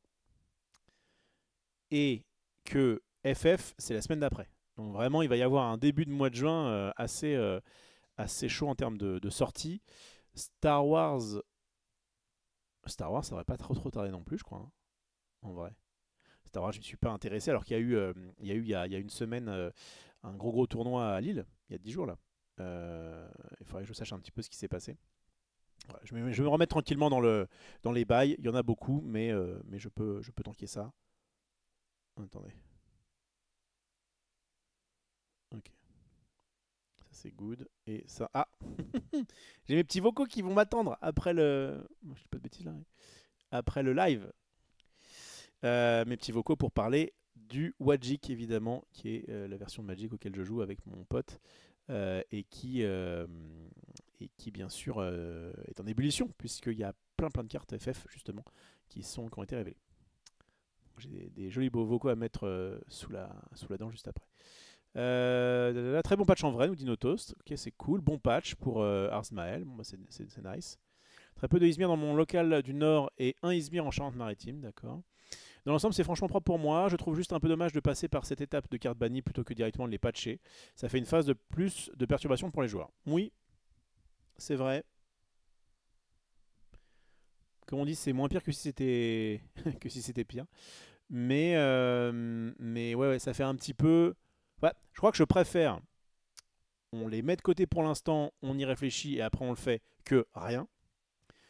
Mais c'est vrai que dans un monde idéal, bon, dans un monde idéal, déjà, quand tu sors la carte, le monde idéal, c'est quand tu sors la carte, elle est parfaite, elle est balance, etc. Et bon, ok, c'est un monde qui est compliqué. Dans un monde idéal de correction, on va dire, c'est on vous donne dès le départ le nerf que ça peut faire. Et c'est vrai que ce principe de dire on suspend, on réfléchit et on fait, je pense que c'est bien pour se donner un petit peu de mou, quoi, de temps de réflexion. Mais c'est vrai que ça fait, ouais, ça fait un peu, on n'est pas sûr quoi. Mais bon. Alors, globalement, un très beau patch, notamment en considérant les contraintes qu'ils ont. Tout à fait. 6 juin pour les AP de Magic. Hein. Je crois que Altered, c'est la semaine d'avant. Perso, j'ai totalement décroché sur Altered. Je ne sais pas s'il y a encore une hype autour de ce TCG. J'attends sur K-Project et des nouveautés autour de Star Wars. K-Project, c'est le truc de LoL. Je crois ils l'ont nommé. Il a eu un nom, je crois. Ils lui ont donné un nom, j'ai plus le nom. Les Afanas sont majoritairement sur Paris. Ouais, moi j'en ai rencontré quelques-uns. C'est le 7 juillet pour Star Wars. Bon bah c'est cool. Au moins ils sont pas pendant que tout le monde sort leur édition. Les vocaux infernaux, tout à fait. C'est Riftbound, merci beaucoup. Je referai des petites sessions de blabla sur ce jeu. Les vocaux de l'horreur. Heureusement que je n'ai pas d'amis dans ce style. Mais encore une fois, c'est pas. Si jamais j'avais un pote d'enfance qui me racontait sa vie en vocal comme ça. Mais encore, franchement, je trouve que les vocaux ça passe. Mais là, on parle de ah, telle carte, elle fait ci, elle fait ça. Attends, je peux vous mettre au pif, je vous mets un vocal. Voilà, vous allez le subir avec moi. Lightning, effectivement, quand on la compare à la casseuse de figures, bah, elle est plus faire, tout simplement. J'allais dire ça. Comment je pourrais dire Ouais, trouve tes mots, mec. Donc il y a peut-être des cas où c'est mieux, que ça connectera, ça se met la casseuse, il te le met en face. Même si elle est noire, voilà, et puis s'il a deux pattes, tu fais remover, elle devient bloquable. Le fait de rajouter autour, donc lui, je pense qu'il peut rejoindre entre guillemets la fois la famille des Ophidiac. Voilà. En x2, évidemment. Non, en vrai, je fais surtout du x1,5. Et donc ouais, on se raconte un petit peu. Est-ce que cette carte, elle est... En plus, maintenant, on a intégré les rares dans notre Wagic, donc, mais on veut rester à une certaine... comment ça s'appelle, à un certain power level. Donc on veut pas que maintenant, il faut regarder si la carte est suffisamment forte pour être dans le Wadge, mais pas non plus trop forte pour pas que ce soit déséquilibré, quoi. Et c'est trop bien. C'est trop bien. Puis il y a plein de bonnes cartes intéressantes sur FF. J'en parlerai vite. Voilà, voilà. Ils parlent de compensation, mais ils ont déjà annoncé. Ou alors il faut juste payer les nouvelles cartes en POD. Je ne sais pas trop. League of Legends, le TCG Project K devient Riven, tout à fait. Clique pas sur le vocal ASMR Peggy 18. Tout à fait. Bref, il y a des vocaux que je ne pourrais pas vous faire écouter ici. Bien, allons dans le monde merveilleux de Disney. En plus, justement, ça fait sens. Bien. Dans le monde merveilleux de Disney, eh bien, il y a eu de nouvelles cartes. Bon, en tout cas, bon, pour résumer, le patch a priori est plutôt cool. Moi, je vous fais confiance. Bon, c'est l'impression que j'en ai, mais je fais évidemment confiance à ceux qui jouent bien plus que moi. Mais j'ai bien envie de réactiver un petit peu les choses. Et mon cher Marco, t'inquiète pas qu'on va se revoir. D'ici peu, il faut que je te fasse STRA aussi. Et ouais, j'ai hâte de m'y remettre là et de prendre comme habitude ces tournois hebdomadaires dans les boutiques parisiennes. Voilà, encore, en plus, je suis à côté. Enfin, bref. C'est évidemment ce qu'il faut que je tente de faire. Allons un petit peu sur l'Orcanouche. On va aller sur Discord et on va analyser des cartes. Il est déjà 23h45. On va se faire ça tranquillement. Et j'arrêterai quand j'en aurai marre. On va aller sur l'Orcana, Disney Lorcana TCG. Voilà. Et on va aller sur Spoiler FR. Et j'en étais resté. Ah oui, j'en étais resté à Tirez-vous, je sais pas quoi là. Je sais plus quelle carte qui faisait référence au fait de se barrer. C'était quoi? Je vais la retrouver. On a quasiment toutes les cartes. Hein. Je suis un peu à la bourre. Allez-vous-en, voilà. J'avais fini sur ça hier. Alors je vais m'ouvrir ça et je vais m'ouvrir aussi le site où je pourrais avoir les cartes. C'est sur ouais, sur Dreambound, ça marche pas trop mal. Carte. Voilà. Hop, parfait. Et on est parti. Je me mets comme ça. Attendez. C'est quoi le mieux? Ça, je crois. Tac, ça c'est bon. Ça, c'est bon. Et on est parti pour le show. C'est comme ça avec ça.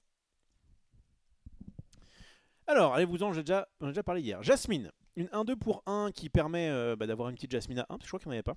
Et en plus, comme il y a une Jasmine Alter dans le set, évidemment, c'est toujours intéressant d'avoir une carte pour 1. Généralement, on est sur des 2-2 pour 1 en termes de cartes, on va dire, classiques. Qu'est-ce qu'elle a de beau pour 1 de force en moins? Et bien, lorsque vous jouez ce personnage, vous pouvez choisir un autre personnage qui a une résistance plus 1 jusqu'au début de votre prochain tour. Donc en fait, elle est strictement moins bien au premier tour. Mais c'est dommage qu'elle puisse pas se les mettre à elle, en fait. Franchement, si ça pouvait se mettre sur elle-même, ça aurait été assez cool. Donc voilà, un peu. Ouais, résistance plus 1 jusqu'au début de votre prochain tour. C'est pas ouf, bon, c'est une petite commune. Je crois qu'une 2-2 aurait peut-être été un petit peu mieux. Après, ceci dit, en fin de partie, ta résistance plus 1 jusqu'au début de ton prochain tour. Non, pourquoi pas, pourquoi pas. C'est juste dommage qu'elle puisse pas se cibler elle-même. Infiltrée pleine de ressources. Cette petite Jasmine, que je peux pas mettre à moins de 1, puisque effectivement, s'il y a une très bonne Jasmine Alter 2 ou 3, c'est celle-ci qu'on jouera, parce qu'on est d'accord qu'il n'y avait pas de Jasmine. Il n'y avait pas de Jasmine à. Ah, si, il y avait une Jasmine à 1, excusez-moi. Excusez-moi, j'ai jamais joué. Jasmine, l'héritière d'Agraba. Lorsque vous jouez ce personnage, choisissez l'un de vos personnages et retirez-lui un jeton dommage. Pour le coup, on est sur une. On est quand même sur une Jasmine qui fait peu ou prou la même chose. Je crois quand même que la résistance plus 1, qui notamment va servir pour notre tour et pour le tour d'après, est peut-être un peu meilleure que de retirer un jeton dommage. Je crois que overall, c'est un petit peu mieux, donc why not. Et il y avait quoi d'autre comme Jasmine? Bon, celle-ci j'en parlais tout à l'heure, c'est la Jasmine Alter. Mais de manière générale, Jasmine a été pour l'instant absolument pas jouée. Et c'est dommage, parce que c'est quand même une héroïne qui est assez connue. Elle se le met pas elle-même parce qu'elle tire quelqu'un avec sa corde. Bonne analyse du lore des cartes. Bien joué à toi, Evito. Le Bernard paraît à toute éventualité de 2 pour 2, non ancrable, et gris-bleu qui, on l'appelle, c'est fait rect par la baniste. Parce que vous jouez ce personnage, si vous avez un personnage allié en jeu, vous pouvez piocher une carte. Dans un jeu allié, effectivement, allié, il y a beaucoup de cartes grises et bleues qui sont intéressées par les alliés. Peut-être qu'au bout d'un moment, ça fonctionnera. Le fait que lui-même ne soit pas un allié, c'est dommage que ce soit pas lui-même un allié qui dit si vous avez un autre allié en jeu, vous pouvez piocher une carte. Ça aurait été quand même plus sympa. Là, en soi, on est un petit peu sur... non ancrable, ils l'ont pas respecté, je trouve. Ils l'ont pas respecté. Piocher une carte, c'est bien, évidemment. Mais il faut avoir un autre allié. Et lui-même étant pas allié, étant non ancrable, je trouve ça un petit peu dommage. Aladdin, un 9 pour 6. Un 9, c'est bizarre comme stat. Protecteur vigilant. Rempart, bah ouais, évidemment. Chaque fois que l'un de vos personnages alliés est envoyé à l'aventure, vous pouvez retirer jusqu'à 2 dommages de ce personnage-ci. Chaque fois que l'un de vos personnages alliés est donc encore les alliés quoi. Allié est envoyé à l'aventure, vous pouvez retirer jusqu'à 2 dommages de ce personnage-ci. Donc il est pas alter. Il est cher. Il est ancrable heureusement. Il orca 1. Il a que 1 en force. Il est lui-même pas allié. En fait, c'est ça qui est un peu relou. Alors, ceci dit, au tout début de Magic, le zombie qui boostait les zombies, le gobelin qui boostait les gobelins, etc., n'était pas lui-même du type en question. Et très vite, ils ont changé ça. En disant, bah non, le roi des gobelins, c'est un gobelin, Goblin Lord, qui donc est à la fois gobelin et seigneur, je crois, dans les types, Lord. Mais qui dit les autres gobelins, nanana, ce qui fait que quand il y en a 2, bah du coup les 2 sont boostés. Là, le fait de dire j'aime bien les alliés, mais je suis un héros, en fait, je pense qu'ils ont voulu faire ça, le héros qui du coup booste les alliés ou inversement, mais c'est beaucoup trop cher, hein, c'est pas bon. C'est pas bon. Pour les salons en Belgique, j'ai répondu trop tard, il n'y avait plus de place, sinon les news pour ERA, on se bat, on espère le meilleur. Nickel. On va évidemment. J'en parlerai avec Gilou d'ici demain soir et je vous tiendrai au courant. Les cartes qui demandent des alliés sont des héros, mais du coup ça fait moins d'alliés dans le deck. Tout à fait, Ivito, je trouve ça dommage. Donc ouais, c'est un peu décevant pour l'instant. Donc là, Jasmine Alter 2. Alors voilà, est-ce qu'elle est suffisamment bien pour mériter d'être jouée? 2-5 pour 4. Alter 2. Chaque fois que ce personnage est envoyé à l'aventure, regardez les 3 cartes du dessus de votre pioche. Vous pouvez révéler une carte de personnage allié, mais elle-même n'est pas un allié, et la placer dans votre main. Placez les autres cartes sous votre pioche dans votre choix. Bon, il y a quand même des risques de fizzle, hein, mais dans un deck allié, tu fais tour 1 une Jasmine à 1. Tour 2, tu fais L, mais tu as perdu une carte dans l'histoire. Mais tu vas pouvoir en récupérer une. Et comme tu as une 2-5, bah mine de rien, faut aller la buter quoi, autour d'eux. Donc pourquoi pas, mais voilà, c'est encore une fois une carte là où c'est un peu compliqué, c'est que c'est uniquement si, si les alliés sont forts en fait. Je vais retirer pour l'instant les notations parce qu'en fait, je m'aperçois que je crois qu'il y a beaucoup de cartes où j'ai envie de mettre un. J'ai envie de mettre un. J'ai vu hier, j'ai mis un à beaucoup de cartes qui étaient bah, pas ouf actuellement, mais on sait jamais, peut-être que plus tard. Et c'est vrai que l'Orcana a quand même ça pour lui. C'est que même une carte un peu naze, t'as une 2-2 pour 1 qui a été éditée un jour dans un set, et ben plus tard t'as un alter qui va arriver, et là du coup bah, ça va être intéressant. Je sais qu'à Magic, notamment quand je trie des cartes, quand j'ai trop de cartes et que je les trie, des communes qui sont où vraiment il y a marqué dessus c'est injouable, je les dégage. Sur l'Orcana, je garde tout en x4 parce qu'on sait jamais. Alors, les cartes qui coûtent 5 ou 6, bon, si la carte est pas bonne, c'est un peu compliqué. Mais les cartes qui coûtent 1 ou 2, bah en fait, il suffit qu'il y ait un alter un peu cool et ça peut être intéressant. Donc voilà. Ou alors il faudrait que les alliés fonctionnent avec les princesses et princes, peut-être. Mais là, c'est vrai que. Ou alors, peut-être qu'ils vont faire un truc, un objet qui transforme les. Tu fais genre une petite glace à l'eau. Quand elle arrive, tu pioches et tu la mets en bleu gris, comme ça tu. Ouais, mais non, du coup, parce que Belle. Belle en plus, c'est quoi? C'est une princesse? Héros princesse, je pense, Belle. Ouais, héros princesse inventeur. Non, mais il faudrait un petit objet qui te permettrait de transformer tes persos en alliés, par exemple. Là, du coup, tu pourrais éventuellement faire des choses un peu sympas, mais bon, faut qu'ils se remplacent, quoi. Si tu fais un truc pour 3 dans Ancrable, bon, ça va être un peu chiant. Et qui fait pas d'effet quand il arrive, ça va être un peu relou. Bref, donc cette Jasmine, pourquoi pas, mais il faut des alliés. Et je sais qu'il y avait aussi une Anna hein, qui fonctionnait avec les alliés. J'avais vu un gars qui avait essayé de faire un deck avec. Elle est là, hein, ouais. Elle est là. Elle est 2-4 pour 4 qu'il aura 2. Chaque fois que ce personnage est envoyé à l'aventure, vos autres personnages héros gagnent plus 1. Ah, donc elle, c'est des héros. Mais il y avait pas une Anna avec des alliés? Je confonds. Ok, bref. Allons-y. Donc, tapis volant, 2-4 pour 3. Dissipation, donc c'est une illusion. Vos autres personnages illusion gagnent offensive plus 1. Bon, lui de base, il est 2-4 pour 3, qu'il aura 2. Qui sont des stats qui sont sympathiques, mais pas non plus exceptionnels. En fait, à ce prix-là, on a quoi? Je vois, en commune, il y a une 3-2 hors d'atteinte qui aura 2, quoi. T'as une 2-4 avec un défaut. Et qui dit vos autres personnages d'illusion gagnent offensif plus 1. Alors après, avec celui qu'on a vu hier qui était 1-4 pour 1, t'as une 2-4. Ça commence. En fait, ce qui est bien, c'est que. Ah non, c'est offensif plus 1 en plus. C'est même pas plus 1 de force. Faut qu'il défie. Attendez. On est d'accord que lorsqu'ils défient. Oui, ça, il faut que eux-mêmes attaquent en fait. S'ils se font attaquer, offensif, ça sert à rien. Ouais, c'est pas ouf. C'est depuis le 7-7 que le bleu-gris s'oriente allié. La Anna vient du 7-4 où le starter bleu-gris était orienté héros. Ok. Merci Vito pour ça. Ouais, un peu décevant tout ça. Hein. Bah, quand tu vois que pour le même prix, bon, même si c'est une carte bicolore, tu as le Cobra, qui est quand même là, une illusion qui est bien sympa. Si je fais illusion, qu'est-ce qui se passe? Oh, bah très bien.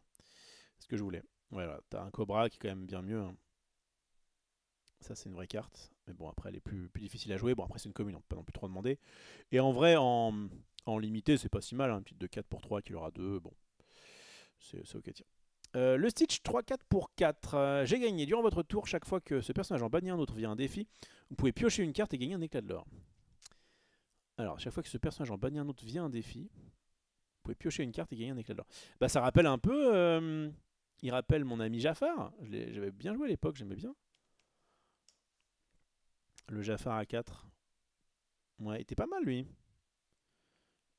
Lorsque ce personnage en bannit un autre via un défi durant votre tour, vous piochez une carte. Et là, on est d'accord, c'est après pareil. Sachant que là, ça marche. Non, ils ont mis durant votre tour. Ok. C'est pas wordé exactement pareil, mais on est sur le même principe. Sauf que, en gros, en fait, c'est un Jafar. C'est vraiment un Jafar. Mais ils ont remplacé le fait qu'il soit Floodborn et qu'il puisse s'alter 2 par le fait que que tu prends un de l'or. Le fait est que si jamais ce Jafar était En fait, il était bien à l'époque de Feu Bucky, puisque bah, voilà, ça te permettait d'avoir. Puis en plus, la curve à carte était un peu dégueu à ce moment-là. Donc c'est pas une mauvaise carte. Moi, j'ai bien aimé jouer ce Jafar. Mais je crois pas que ça, du coup, ça passe le cut, à moins d'avoir un Stitch intéressant. En tout cas, flat comme ça, c'est pas si bon. Si c'était si bon que ça, on jouerait déjà ce Jafar-là. Mais c'est pas le 1 point de l'or en plus qui va changer grand-chose, je pense. La Jasmine en version enchantée, c'est peut-être très joli, mais je m'en carre. Et le Allez-vous dont on a parlé hier. Très bien, on avance, on avance. Plutôt 2-7. Pourquoi il est rouge? Ah, c'est la carte promo. Oui, je l'avais déjà vu. Je l'avais déjà vu. Et du coup, ouais, on va passer sur la carte qu'on a déjà vue. La petite Lady qui, so far en tout cas, jusqu'à toutes les cartes que j'ai vues, est visiblement celle qui a le plus de, qui aura peut-être le plus d'impact vu que le jeu Tchernadog avait l'air de pas trop mal fonctionner. Le Aladdin qu'on connaît, le patch, d'accord. ABC le levier, donc ça c'est que des cartes promo de ce que je comprends. C'est une carte promo ça? Oui. Voilà, le Jafar c'est très joli, la mini, ok. Ça m'intéressera pas trop. Le patch, donc je crois que je l'avais déjà... Ouais, je l'avais déjà vu, il me semble. Hein. Non, ça j'ai pas vu. Alors, c'est une 4-8. Alors, est-ce qu'ils ont encore respecté Donald? Non. Est-ce qu'ils ont enfin respecté Donald? Ou est-ce qu'ils ont encore fait un dos nul, comme on dit 4-8 pour 8, ça commence bien. Ça commence bien, hein. Non alter, fameux. Par ici, petit cochon. Jouer ce personnage vous coûte 2 de moins A. Pour chaque objet nommé la tirelire des neveux que vous avez en jeu. Ouais. De l'argent partout. Lorsque vous jouez ce personnage, vos autres personnages gagnent engager, piocher une carte pour le reste de ce tour. Bon, parce que bon, on est d'accord que pour 8 c'est beaucoup trop cher. Pour 6, une 4-8 qui l'aura 2, ça commence à être intéressant. Enfin, c'est un peu cher quand même. Quand tu commences à la jouer pour 4, ça peut être cool. Mais du coup, qu'est-ce que la tirelire des neveux? Je veux savoir. Eh bien, c'est ça. Un objet pour 2 non ancrables qui dit jouer cet objet vous coûte 1 de moins si vous avez un personnage Donald dans le jeu. Oh là, ça se. Magnifique. Bon, mettons, et tu l'engages, tu choisis un personnage qui subit moins 1 de force jusqu'au début de votre prochain tour. Donc c'est une sorte de. Bah, c'est une sorte comment il s'appelle de Ice Cube là. Cube de glace. Non, c'est pas ça. Comment il s'appelle? Bloc de glace, pardon. Bloc de glace. Choisissez un personnage qui subit moins 1 pour le reste de ce tour. Choisissez un personnage qui subit moins 1 pour le reste de ce tour. Bon, c'est bien, ils sont un peu raccord sur les traductions. Donc c'est ça pour un de moins, pour un de plus, pardon. Mais éventuellement ça te coûte moins si tu as des Donald. Bon, ok. Et le plan, c'est que ça te permet d'avoir, si tu en as plein, ça te permet d'avoir un Donald qui est moins cher. Bon, j'ai l'impression que ce sera pas du tout joué, mais c'est jamais. C'est jamais. On se donne les adversaires pour qu'ils tapent moins fort avec la tirelire. Ouais, c'est un peu ça. Ouais. Ah oui, bien joué, merci Trollo Jojo, qui a vu la différence. C'est jusqu'au début de votre prochain tour, alors que là, c'est pour le reste de ce tour. Oui, en fait, j'ai juste regardé le subi moins 1 et j'ai... Ok, donc c'est quand même moins... Je me disais vraiment, c'est la même chose quoi, pour flat 1 de plus, avec éventuellement le petit downgrade, enfin le fait de payer moins cher. Ok, jusqu'au début du prochain tour, en vrai, c'est pas anodin. C'est pas anodin, après, souvent quand tu fais ça, c'est pour pouvoir finir un truc. Non mais après, c'est bien de dire, bah, je peux peut-être pas l'attaquer tout de suite, mais au prochain tour, il est moins fort. Non, c'est pas si mal. C'est pas si mal, et je me rappelle qu'en limité, c'était pas nul. Hein. Pour baisser de 1 la force, des fois ça fait du card avantage parce que tu vas pouvoir faire résister une bête qui aura dû mourir. Ok, non, c'est une proposition qui est ok. Je pas l'impression de voir ça demain en tournoi, mais why not. Féline, 2-4 pour 4, la copine de Bambi. Insaisissable. Ok, ami de jeunesse, tant que vous avez un personnage en jeu avec plus de force que n'importe quel autre personnage adverse, ce personnage-ci gagne plus de l'or. Ok, c'est vrai que Strong Matters en rouge, c'est un petit peu ce qu'ils veulent faire avec ces cartes qui sont plus grosses que l'autre. On pense notamment à Flynn Rider du set 4, je crois, qui jouait un petit peu aussi avec la force. Donc tant que vous avez un personnage avec une force plus... Donc, ce qui est bien, c'est qu'on a le temps, en fait, pendant notre tour, c'est pas au début du tour comme avec le Flynn, c'est à notre tour, on peut jouer un gros truc et avoir quelque chose qui leur a 3, c'est pas mal. C'est pas mal, après, bon, c'est 2-4 pour 4 non ancrables. Insaisissable. Non, c'est pas nul, c'est pas nul. C'est pas nul dans un move face à roulette. Je sais que le jeu aimait bien les cartes insaisissables en plus parce que tu vas pouvoir des fois les mettre avec Mufasa. Et... Oh, c'est pas nul ça. Pouvoir lauréat 3 en insaisissable. 2-4, ça va chercher les Diablos. Bah, c'est un petit peu comme un génie quoi. Bon, pas de CA. C'est pas nul. Je trouve ça pas nul. Ça combat avec la tirelire.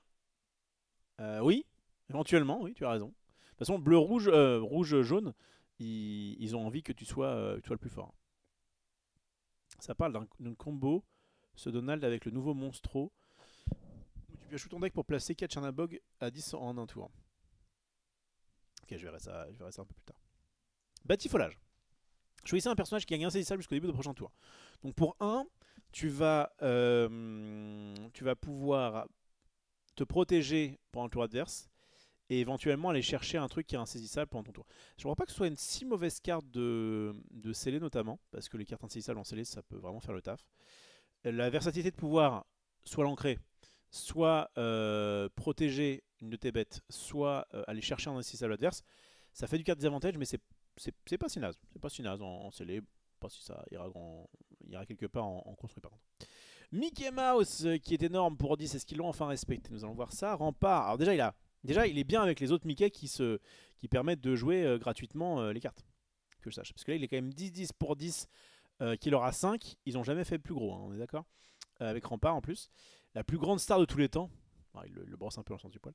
Lorsque ce personnage est banni, infliger 5 dommages à chaque personnage adverse. Ouah, bah alors, enfin on peut avoir des choses intéressantes à faire avec les pseudos de Show and Tell. Show and Tell qui est une carte à Magic qui permet de jouer des cartes gratuitement.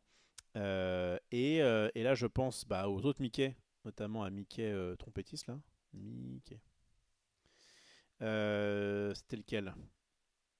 Écoutez un peu la peau des fesses, et jusqu'à maintenant il ne servait pas à mettre un truc qui était très très très puissant. Là au moins, bon je pense pas que ça sera joué, hein. 0-1 pour 4 non ancrable, c'est horrible. Mais pouvoir mettre un truc qui est 10-10 rempart, donc qui peut protéger en plus l'autre Mickey si t'en as d'autres. Bon, non ancrable, hein, femme. Et quand il est banni, il inflige 5 dommages à chaque personnage adverse. Bon, on commence un peu à parler dans les grosses cartes. Hein. Parce que jusqu'à maintenant, il y avait Dingo, quoi. Alors, je sais qu'au départ... non, c'est plutôt, je crois. Non, c'est Dingo. Non, c'est Dingo. C'est Dingo en mousquetaire. Dingo. Ouais, c'était lui. Voilà. Ça, c'est la carte, la grosse carte du set 2. Là, on est quand même sur quelque chose qui coûte 1 de plus, qui est non ancrable, mais qui arrive avec, qui peut aller jusqu'à 5 de l'or. Rempart, c'est vraiment très utile pour une bête aussi grosse. Et alors, le fait de dire quand il est banni 5 dégâts à chaque personnage adverse, bon, en tout cas, c'est pas du tout impossible. Enfin, c'est pas idiot d'en faire des réserves de cette carte-là, parce qu'avec les cartes qui peuvent justement jouer, d'autres gratuitement, ou en réalité avec juste le principe de ramper. Vous rampez là-dedans, ça peut être un peu compliqué. Quoi. Je trouve qu'ils l'ont plus ou moins respecté ce Mickey, et en fait il permet d'être, comme on dit, le maître étalon des bonnes grosses cartes, quoi. Enfin les plus grosses cartes de l'Orcana, à savoir, puis en plus c'est facile à retenir. Hein. 10 pour 10, qui aura 5, rempart, et qui met 5 blessures à tout le monde, franchement c'est cool. Il y a aussi celui 7-2 qui permet de jouer un perso gratuit. Ouais, je crois que lui il faut qu'il résiste, attends, je sais plus trop ce qu'il fait l'autre. Il faut pas qu'il tue un mec alors qu'il est 1-1. Ça me parle. C'est lui, je crois. Hein. Ouais. C'est une 1 pour 2. Durant votre tour, chaque fois que ce personnage en bannit un autre via un défi, vous pouvez jouer un personnage gratuitement. Donc faut y aller, mais why not en vrai. Non, clairement. Et en plus, il est. Ouais, non, il est pas ancrable non plus. Ok. Bon, Mickey, why not? J'ai fait le tour, on est d'accord hein. Si je fais ça, ouais. J'en avais déjà parlé. Il y a la chanson Le Retour d'Hercule. Oui, tout à fait. C'est un truc pour 5, non? Attends. Le Retour d'Hercule. Ouais, pour 5. Ouais, c'est ça, Show and Tell. À Magic, ça s'appelle Show and Tell. Ils sont basés sur ça pour faire cette carte. Exposé libre. Chaque joueur peut mettre sur le champ de bataille une carte d'artefact, de créature, d'enchantement ou de terrain de sa main. Donc c'est un peu le même bail, quoi. Et là, tu peux révéler une carte personnage de sa main et jouer gratuitement. Ce sera du coup en vert. Alors le problème, c'est que du coup, le vert gris, c'est... Il n'y a pas de rampe, que je sache. Donc ça aurait peut-être été mieux en bleu. Je voyais bien en bleu gris, avoir un truc qui permet de ramper parce qu'au cas où ça fonctionne pas, ta petite combo fonctionne pas, au moins tu peux éventuellement le jouer de ta main un peu plus tard, quoi. Mais yes. Megara, tiens, on parlait d'Hercule. Megara, 2-5 pour 3. Tant que vous avez un personnage nommé Hades en jeu, ce personnage-ci gagne offensif plus 2. Bon, alors déjà que les trucs avec les alliés, avec les balais, avec les machins, ça marche pas. Les trucs qui disent faut que tu aies le personnage faut que tu aies un personnage précis, c'est quand même un peu le bout du monde. Franchement, c'est le bout du monde. Du coup, au pire, t'as quoi? T'as une sorte de 4-5 pour 3 qui aura 1. Et encore, c'est que en attaque. Bon, c'est une commune, on va pas passer 15 ans dessus. Cannes, 2-7 pour 4 qui aura 1. Bon, on va retrouver sur étape de limité. Général Lee, 2-4 pour 3, résistance plus 1. Ok, on va passer vite là-dessus. Hein. C'est l'équivalent d'une 2-5. Bon, ça fera pas grand-chose. Rider, 3-4 pour 4, 1-6. Bon, on va passer sur les vanilla. Ok, on va gagner du temps. Loulou, canard trop cool. 2-3 pour 3. Tant que ce personnage est défié, le personnage le défiant subit moins 1 dégâts. 3 pour 3, tant qu'il est défié, moins 1, enfin moins 1 attaque, pardon. Ouais, bon, on va passer vite fait, hein, c'est une petite unco. Alors ça, ouais, ils ont fait une sorte de fresque là. Je n'arrive pas à comprendre, c'était le cas sur Bambi, qu'on a vu il n'y a pas longtemps, enfin hier je crois. Pourquoi ils font encore des cartes vanilla avec... Enfin, je sais pas ce qui se passe dans leur tête pour dire ok, bah Loulou, il aura une petite capacité, c'est pas ouf, mais ok. Riri, il aura une petite capacité aussi. Chaque fois ce personnage est envoyé l'aventure, le prochain personnage que vous jouez ce tour-ci coûte un de moins. En plus, c'est pas nul, hein, ça permet de s'accélérer. Ça ressemble un peu à. C'est Prof qui faisait ça, il me semble. Je vais dire ça. Il me semble que c'est Prof qui avait le même effet, mais pour 3, donc c'est pas mauvais. Et celui du milieu, on va en faire une 4-4 vanilla, quoi. Alors, il y a tour 2, tour 3, tour 4. Mais je sais pas, tu me mettais une petite capa, quoi, un peu sympa, qui était dans le lore. Je comprends pas. 2 unco, une commune. Je sais pas pourquoi Fifi, ils l'ont disrespect, quoi. Je comprends pas. Lorsque le personnage est envoyé l'aventure, le prochain personnage que vous jouez durant ce tour coûte un de moins. Donc effectivement, c'est ça. Ça, c'est pas mal en vrai. Hein. En vrai, le petit Riri, c'est un mix entre le plus tôt, qui était à 1, mais qui du coup était très fragile, quoi. 0,2 pour 1. Là, tu peux du coup le jouer tour 2. Ça veut dire qu'au tour 3, tu fais un truc à 4. C'est pas mal, hein. Ça, c'est pas mal, ça. A voir si le Mufasa roulette peut revenir un petit peu. Mais dans l'idée, en tout cas, il est assez content de pouvoir s'accélérer en ressources et d'avoir une petite 2-3 pour 2 qu'il aura 1. C'est plutôt bien. En fait, de base, la carte Vanilla, elle est ancrable. Là, il retire l'ancrable pour lui faire cette petite capa. Franchement, je trouve que c'est cool. Les Vanilla, ça fait de meilleurs stats de base. Oui, ok, non, mais ça, c'est pas mauvais en limité. Hein. Une 4-4 pour 4, vous pouvez la jouer. Mais enfin, on peut quand même arriver au 7-8, on peut quand même réfléchir à des capacités, quoi. Lady de 2 pour 3, chienne de famille. Oula. Lorsque vous jouez ce personnage, vous pouvez jouer gratuitement un personnage coûtant 2 ou moins. Ah, bah du coup, est-ce que ce sera joué justement dans les decks Chernadog? C'est quand même une 2-2 pour 3. Hein. C'est pas. Mais ouais, ça permet de vider sa main. Je suis moins fan que l'autre. Après, faut voir parce qu'elle peut aussi se s'altère. Ouais, je sais pas. J'ai l'impression que c'est un petit peu cher ou il me manque peut-être des stats. Je sais pas. Pourquoi pas, mais je ne suis pas très convaincu. J'imagine que le but est pour le limiter, notamment pour ne pas complexifier trop le jeu et garder l'idée d'avoir un TCG qui reste accessible pour les nouveaux joueurs. En fait, je suis tout à fait d'accord, mais mettez ça sur des. En fait, ouais, ok.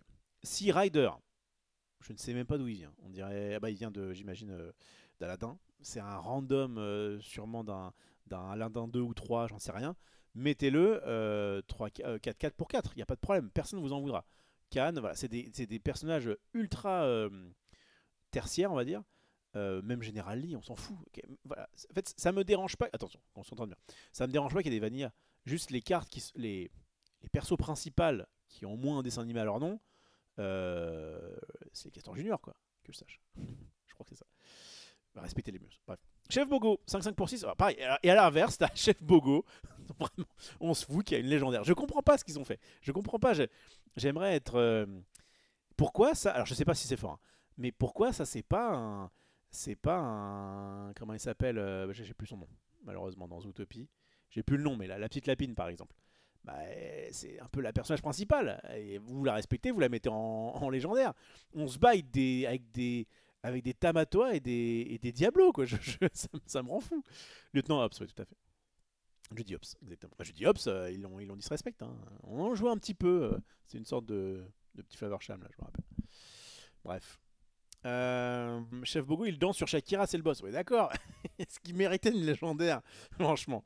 Bon, 5-5 pour 6. Moi, j'ai joué un peu Chef Bogo en gris qui était incentivé à jouer des floatboards. C'est sympa.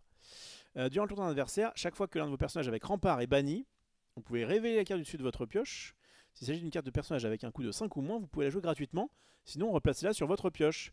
Et ben, on est sur une sorte. Bah, franchement, ça me donne envie de remonter un petit Mufasa roulette. Alors, pour ceux qui ne connaîtraient pas le bail. Au set 3 notamment, un peu 4 aussi. Le deck Mufasa roulette était cool. Le principe est de mettre cette carte. Bah voilà, Mufasa en légende. Même si c'est pas le personnage principal, Mufasa en légendaire, c'est ok. C'est lui le vrai king, tu vois. Chef Bogo. Bien gentil. Bon, lorsque ce personnage est banni, vous pouvez révéler la première carte de votre pioche. S'il s'agit d'un personnage, vous pouvez le jouer gratuitement. Il entre en jeu épuisé, sinon remettez-le sur le dessus de votre pioche. Remettez-la sur le dessus de votre pioche. Ah oui, c'est la première carte. Ça, c'est ce qu'il y a, je pense. Ils ont fait une sorte de Mufasa en plus balanced, on va dire. Il coûte un de plus, il est 5-5. Il faut que ce soit. Alors, ceci dit, c'est à chaque fois que l'un de vos personnages avec rempart. Donc, c'est pas forcément. C'est pas lui. C'est quand. Parce que lui, il a pas rempart. Mais ça peut être intéressant. Une sorte de jaune gris. Parce qu'il y a pas mal de rempart en jaune gris, je crois. Et du coup, si j'ai une carte de personnage avec un coût de 5 ou moins, tu peux pas. Il peut pas se. Tu peux pas. Comment dire? Tu peux pas révéler un chef Bogo et le mettre grâce à sa capacité. Ce serait peut-être un peu trop fort. Tu peux jouer gratuitement. Bon, à voir. Bon, après, encore une fois, les cartes rempart, ça n'a pas fait grand-chose hein, jusqu'à maintenant. Enfin, en tout cas, le thème rempart, je parle. Mince, j'en étais à Bogo. Qu'une toute petite place pour 4. Choisissez un personnage avec une force de 2 ou moins et envoyez-le dans la main de son propriétaire. Cool. Envoyez dans votre main une carte de personnage à votre défausse. Ok, donc tu bounce. Attends. Alors, tu bounce soit un truc à toi, soit un truc à lui. C'est pas mal ça. Avec une force de 2 ou moins. Et tu renvoies dans votre main une carte personnage à votre défausse. Bon, c'est une action qui coûte 4, hein, donc c'est un peu le bout du monde, mais. Enfin, tu peux pas la chanter ou quoi. Par contre, pouvoir bouncer un truc adverse qui t'embêterait, tu fais un peu de CA. En fait, j'ai peur que ce soit beaucoup trop mou par rapport au deck dont on parlait là, le Chernadog. Ça renvoie dans la main, ça détruit pas. Ça peut être un truc à toi, mais je crois que c'est un peu osef. En fait, le fait que ça coûte 4 et que ce soit pas une chanson, c'est à mon avis, c'est un peu trop cher. Je pense. Mufasa, il se fait pas avoir par des gnous et Chef Bogo, c'est quoi comme espèce? Ah, bien, ok. Tu as respecté la, la sélection naturelle. Ok, ça marche. Je travaillerai sans trêve. Pour 2. Vous choisissez un personnage qui subit moins 4 de force jusqu'au début de votre prochain tour. C'est une chanson. Ouais, ça n'a jamais trop donné quelque chose, hein, ce genre de truc. Et Yelena. Bah, Yelena, tu peux en faire une vanilla, pas de problème, personne t'en voudra. 2-3 pour 3. Lorsque vous jouez ce personnage, choisissez un personnage qui est offensif plus 2 pour le reste de ce tour.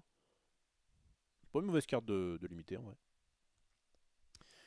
Pot de sortilège. Le frère de Mystique. Bah, heureusement qu'ils ont mis dans le titre que c'était frère de Mystique, parce que sinon, jamais de la vie, j'aurais su qui c'était. Pot de sortilège. Bah, lui, il est vanilla. Voilà. Et en plus, une 3-4 pour 3 vanilla, ça fait partie des meilleures cartes, enfin, vraiment des très bonnes cartes de limité. Là c'est légal. Pot de sortilège, il est, il est vanilla, il est pas mauvais, 3-4, enfin, les fameuses 3-4 pour 3, hein, qui sont... Ça me va. Ma soeur chérie, si on transforme tous les habitants en grenouilles, qui va récolter les navets et nous apporter de l'or? Eh oui.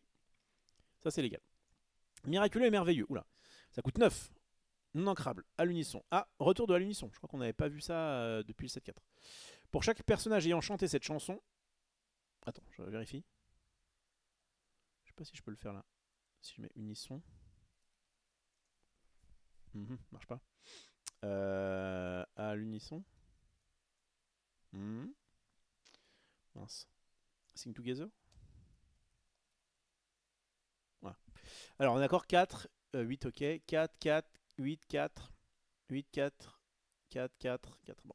Donc effectivement, il n'y a eu que des cartes à l'unisson, ça n'a jamais été sorti du set 4. Et donc là, un an plus tard, eh bien, il propose d'autres cartes à l'unisson. Bon, je crois que la seule carte à l'unisson qui a été jouée vraiment... Ah si, la vie d'un pirate quand même. La vie d'un pirate, qui l'eût cru. Mais c'est vrai qu'avec avec le Maui Shark, avec le Maui Shark, ça a été joué. Le reste, sous l'océan aussi, en bleu, en jaune, en jaune vert. Et le reste, ça a été vite fait tenter, mais ça n'a jamais eu trop de... J'ai jamais été saucé par ce genre de carte. Ça, effectivement, ça avait quand même un potentiel. Et ça, bon bah, clairement, sans Maui Shark, on n'aurait jamais joué ça. Ok, donc, ça coûte 9. Attends, et les autres étaient aussi non ancrables? Non, pas toutes, mais quand même beaucoup. Hein. Il y a quand même beaucoup non ancrables. C'est un peu dommage pour une carte à 9. Pour chaque personnage ayant chanté cette chanson, piocher une carte et gagner un éclat de l'or. Ouais, bah, c'est trop situationnel. Il faut que tu aies plein de cartes. Il faut que, à la place de... d'aller à l'aventure ou de défier, il faut que tu t'engages pour pouvoir chanter ça. Alors tu gagnes un l'or, ceci dit. Donc en fait, est-ce que dans un deck violet-jaune un peu aggro, jamais tu passes ton temps à... Non, ça marche pas. Pour moi, c'est pas bon. À l'unisson, c'est la catchphrase de la NASA. Oui, pas mal, Evito, pas mal. Et Loulou, on l'a déjà vu. Ok. Attends, on l'a déjà vu, on est d'accord que oui. Néron, 2-3 pour 2. Lui, c'est le pote de Médusa, je crois. Il me semble que c'est un des crocodiles de Médusa dans Bernard et Bianca. Je crois. Il est identique à Brutus en termes de tempérament et de dentition. Ouais, je crois que c'est ça. Tu l'engages, tu déplaces un dommage de ce personnage-ci sur un personnage adverse de votre choix. Déplacer un dommage de ce personnage-ci sur un personnage adverse de votre choix. Bah, en vrai, en tant que 2-3 pour 2, bah, il faut quand même qu'il aille. C'est-à-dire qu'il faut quand même qu'il aille attaquer quelque chose à un tour. Et qu'après, tu le. Ouais, c'est pas. Non, c'est pas jouable. Enfin, en limité, c'est ok, mais sinon. Le clochard 3-3. Lorsque vous jouez ce personnage, choisissez un personnage qui est hors d'atteinte jusqu'au début de votre prochain tour. Ouais, je crois que j'avais déjà vu, non? Ah, je crois que j'avais vu parce que j'avais regardé les clochards, les différents clochards. Mais ouais, bah on préférera notre ami. On préférera... Après, voilà, faut voir parce que Clochard est quand même un peu rentré dans le game avec cette histoire de Chernadog. Il faut vraiment que je joue le deck pour voir un peu ce qui peut en ressortir de ce jeu. Mais bon, là, à mon avis, ça me semble un peu léger quand même. Ça marche sur lui-même. Après, c'est une 3-3 pour 3. Hein. Mais mettre hors d'atteinte, c'est pas non plus inconsidérable, mais bon, les stats sont pas très folles. Lièvre de Mars 3-4 pour 4, qu'il aura 1. Lorsque vous jouez ce personnage, vous pouvez choisir un personnage ayant un dommage ou plus et lui infliger 2 dommages. Toujours ce principe-là de être avantagé quand l'adversaire a des dégâts. Ils ont essayé ça, hein, mais ça marche pas du tout. Tac, 1-3 pour 1. Bon, why not, il en faut. Des petits Olaf. Captain Crochet, 4-5 pour 5. Alter 3. Une fois durant votre tour, lorsqu'un personnage adverse subit un dommage ou plus, vos personnages pirates gagnent plus 2 et résistance plus 2. Il faut mettre un dégât à un personnage adverse. Et là, tous tes pirates vont gagner plus 2 de force et résistance plus 2 pour le reste de ce tour. Donc une sorte de plus 2 plus 2 quoi. C'est une 4-5 pour 5. Ah, mon petit deck Bucky aurait peut-être... C'est avec un... Tu me faisais un crochet... Bah, il y a un très bon crochet pour 1. Qui est plus trop joué en ce moment. Tu faisais tour de Bucky, tour 3 ça. T'avais une 4-5 qui leur a 2. C'était quand même moins fort que Robin quand même. Mais bon, puis il faut quand même des personnages pirates. Parce que lui aussi, hein, une fois durant votre tour, lorsqu'un personnage adverse subit un dommage ou plus, un personnage pirate gagne plus. Donc lui-même gagne plus 2, plus 2. C'est pas mal en tout cas. Enfin, c'est peut-être qu'un jour, encore une fois, les pirates domineront le monde. Mais et dans ce cas, ce sera pas trop mal. Plus 2, ça fait mal. Après, comme c'est que pendant ton tour, c'est que pour aller défier en fait. C'est ça qui est dommage. C'est ça qui est dommage. À Magic, plus 2, ça aurait été pour aller, entre guillemets, gratter du lore, quoi. Mais là, le fait est que cette capacité est bien uniquement si tu dois aller défier d'autres cartes. Ce qui est un peu dommage. Ouais, Résistant 2, c'est propre, mais si ça avait été pour le jusqu'au début de ton prochain tour, là, tu te gavais. Le fait que ce soit que pour ton tour, c'est vraiment dans une optique de combat de board. Le truc, c'est que tu peux très bien tomber contre un deck contrôle qu'on a rien à foutre. Et... Bref. Onelemon, 3-3 pour 4. Chaque fois que vous jouez un personnage Floatborn en utilisant ses capacités alter, vous pouvez choisir un personnage et le renvoyer dans la main de son propriétaire. Ils essayent de faire un DKTM Floatborn. Moi, j'avais le premier DKTM de... Enfin, un des premiers DKTM de l'Orcana avec Bucky Floatborn. Et le fait est que là, ils veulent plutôt le mettre en vert bleu, qui pour l'instant ne fonctionne pas. Chaque fois que vous jouez un personnage Floatborn en utilisant sa capacité alter, vous pouvez choisir un personnage et le renvoyer dans la main de son propriétaire. Ce qu'elle propose n'est pas naze. Maintenant, c'est une 3-3 pour 4 qui aura 2. C'est pas inintéressant. Je crois pas que ce soit insane. Elle-même n'étant pas alter. Ça aurait été cool si ça avait été alter. En disant à chaque fois que vous jouez un autre personnage Floatborn, évidemment. Mais si elle-même avait été alter, tu avais encore une fois un thème. Pour avoir un truc à thème, je pense que c'est bien de dire que il faut que la carte en question ait le thème. Comme ça, quand on met plein, bah, tu vas pouvoir synergiser un peu tout seul. Là, c'est un peu compliqué. Et il faut en plus utiliser. C'est pas que. Voilà. Je pense qu'ils avaient des moyens d'en faire une carte qui soit vraiment bien. Ils l'ont de base nerfé, quoi. Si ça avait été Floatborn, même si c'est pas en passant par Alter, ça aurait été sympa. Après, ça aurait pu être un peu relou hein, d'avoir un truc qui bounce à chaque fois. Mais ce qui est cool, c'est que c'est un personnage n'importe lequel. Ça peut être aussi un des nôtres, si on en a besoin. Jock, 3-4 pour 4. Lorsque vous jouez ce personnage, si vous avez 3 autres personnages en jeu ou plus, vous gagnez 2 éclats de l'or. Ah, bah en vrai, on est sur une sorte de... Ah, il y a un thème, effectivement, il y a un thème clébard. Je vais devoir le faire. Je vais devoir le faire. 3-4 pour 4. Si vous avez 3 autres personnages en jeu, ça veut dire quand même 4 avec lui. C'est pas non plus la fête, mais gagner 2 éclats de l'or flat, c'est une chèvre qui ferait déjà son effet de partir. Et c'est une 3-4 qui aura 4. La chèvre étant 4-3 qui aura... Enfin, non. C'est une 3-4 pour 4 ancrable, c'est ce que je voulais dire. On va pas tarder à finir ce live parce que je commence à fatiguer. Bref, non, c'est intéressant. On verra bien si ça trouve de la place. C'est quand même pas évident d'avoir 3 autres persos. Mais visiblement, dans le jeu dont on parlait, c'est pas impossible. Donc why not. C'est fini? Non, pas du tout. Bousillage.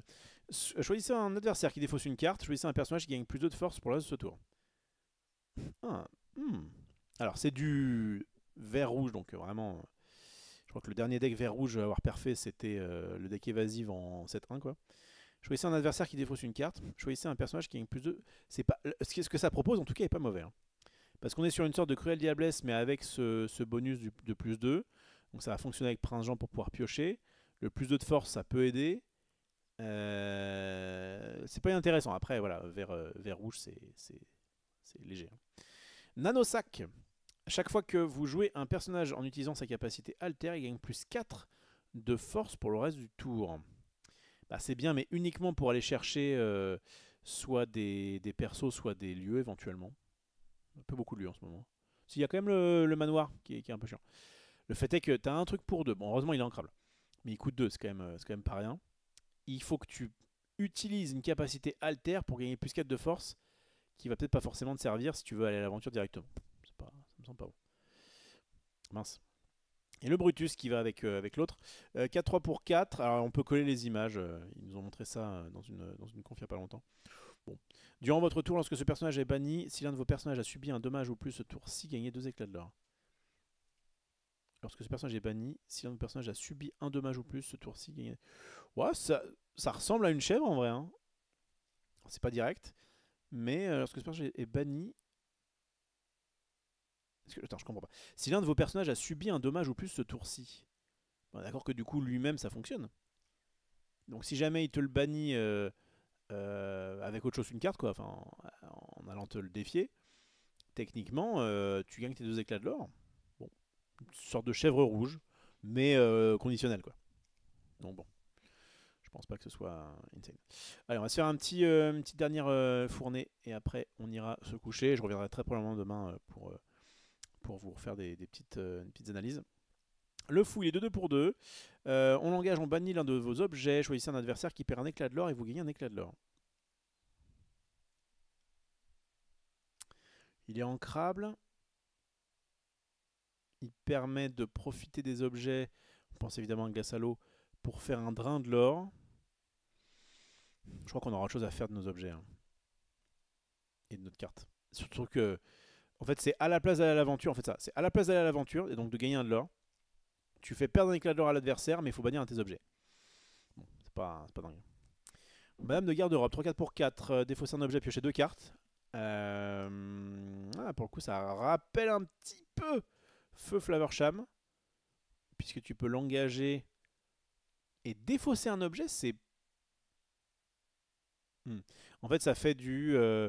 ça fait un CA de 1, tu défausses un objet. Mais alors, je crois qu'il y a des trucs qui vont être intéressants à mettre dans le... Des objets qui vont être intéressants à mettre dans le cimetière. Pour pouvoir piocher 2 cartes. À mon avis, c'est un peu trop cher. Bon, ça reste une commune. Hein. Mais l'effet n'était pas inutile. Jumba Jukiba. Un 6 pour 4 qui aura 2. Très bien. Captain Crochet. Ah bah. C'est le même que celui d'avant, non? Bah.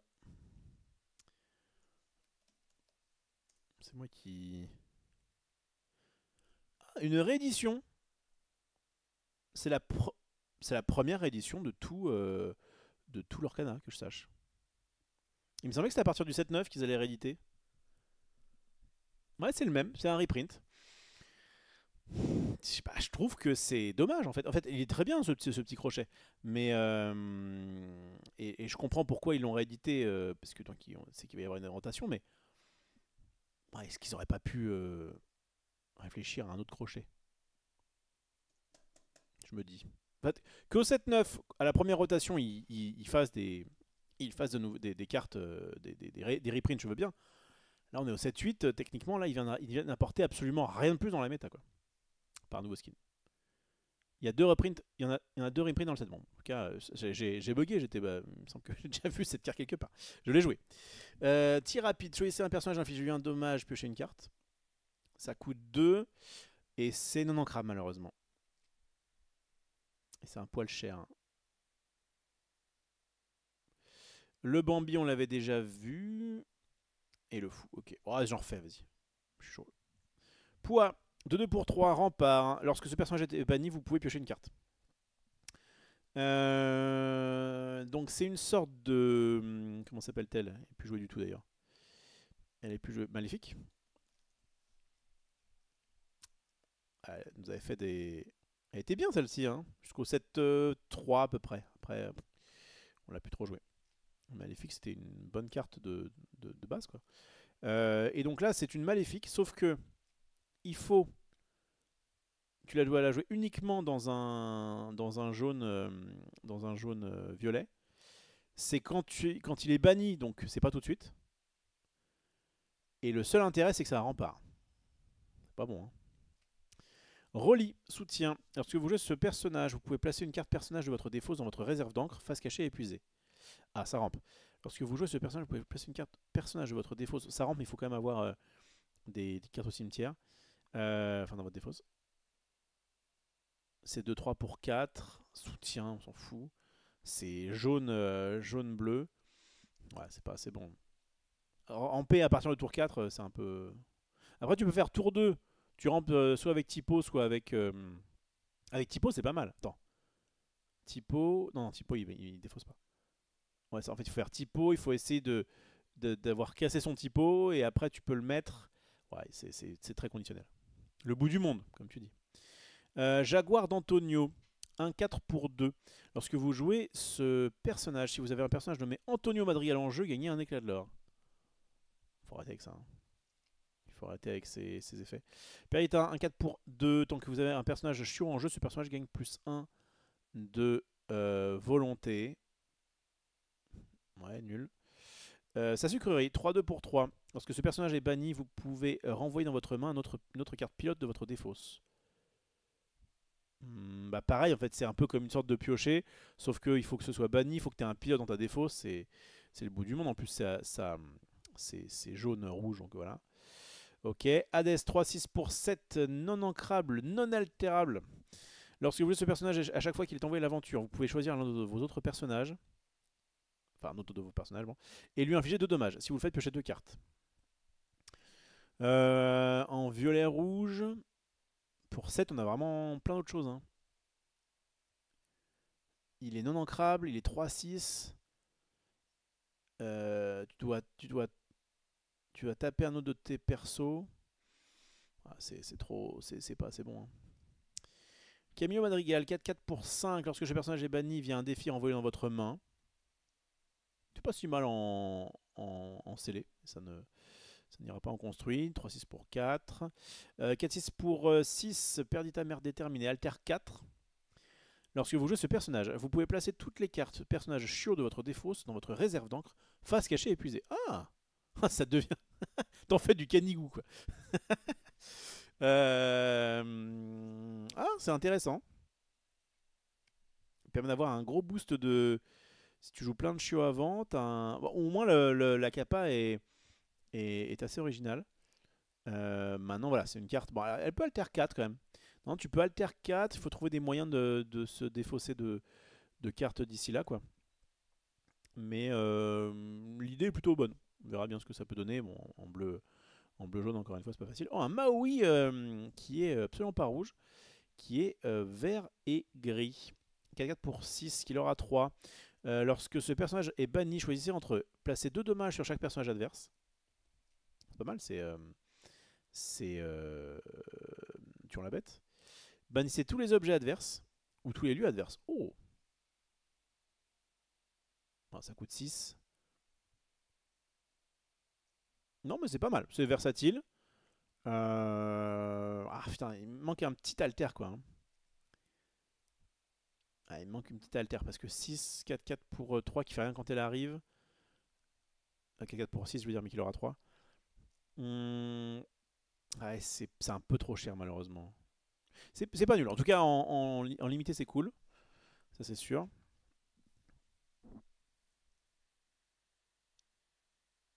Ah, il y a un potentiel. Il y a un potentiel. Dommage qu'il n'y ait pas un petit alter 4. Bon, après, des Maui, si, parce qu'on aurait pu le mettre sur un. On aurait pu le mettre sur un. Sur un. Comment il s'appelle Morph, en vert. Mais c'est vrai que des Maui, je trouve que c'est le seul qui est. Ah oui, il y avait un gris de Maui à l'époque. Mais qui était un peu injouable. Ouais, mais sinon, j'ai plutôt connu les rouges, mais ouais, c'est un Maui 8-8 pour 8 qu'il aura 3. C'est pas celui qui a marqué le plus les esprits. Hein. On sera d'accord. Et le poids, j'ai mis. Allez, vas-y, j'enchaîne. Vas-y, je suis chaud. Ah bah, j'ai pas vu cette madame Mime. Alter 2, 6-5 pour 6. Ah, je crois que ça a été révélé par nos amis Val et PL. Lorsque vous jouez ce personnage, bannissez-le ou renvoyez l'un de vos autres personnages en jeu dans votre main.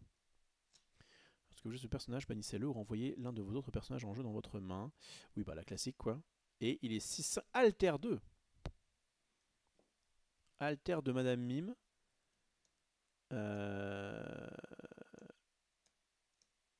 C'est-à-dire que tu peux techniquement le mettre au tour 3. Bon, c'est pas mal, hein. Enfin, il y a un potentiel. Il y a un potentiel. Mais il faut...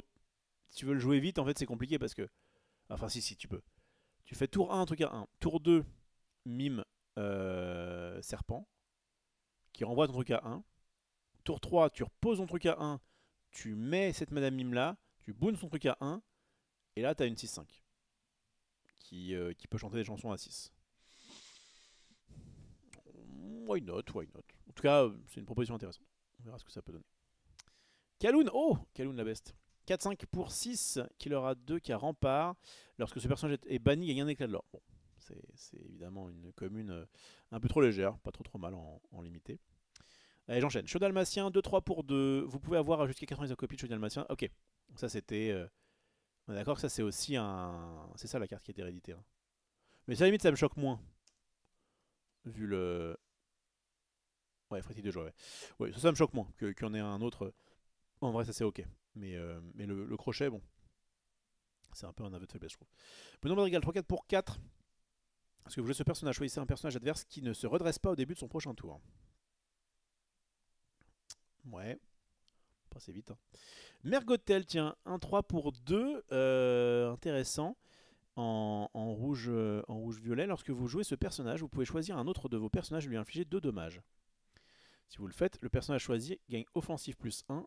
Alors attends, lorsque vous jouez ce personnage... Ils aiment bien, ils aiment bien fouetter leurs esclaves hein, en rouge-violet. Donc tu mets 2 dégâts à un de tes persos.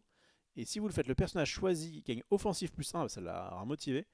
Et lorsque ce personnage est banni via un défi, envoyez-le dans votre main. Pour ce tour, ouais. Oh, c'est 2 non ancrables. Il faut que tu aies de quoi attaquer en face. Offensif plus 1, c'est quand même pas... C'est uniquement quand tu joues ce personnage. Ah, ça me vend pas de rêve. Hein.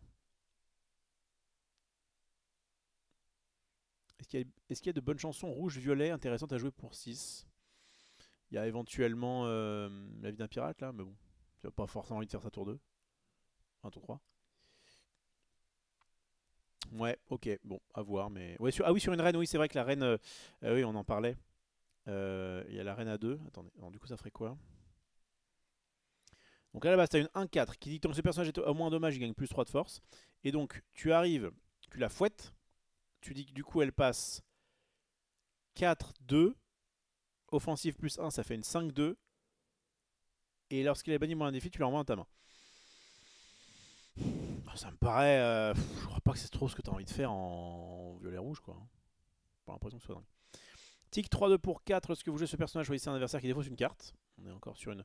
Ça se curve pas trop mal avec Prince Jean. Après, c'est 3-2. Hein. 3-2 pour 4, tu vas pas accomplir grand chose.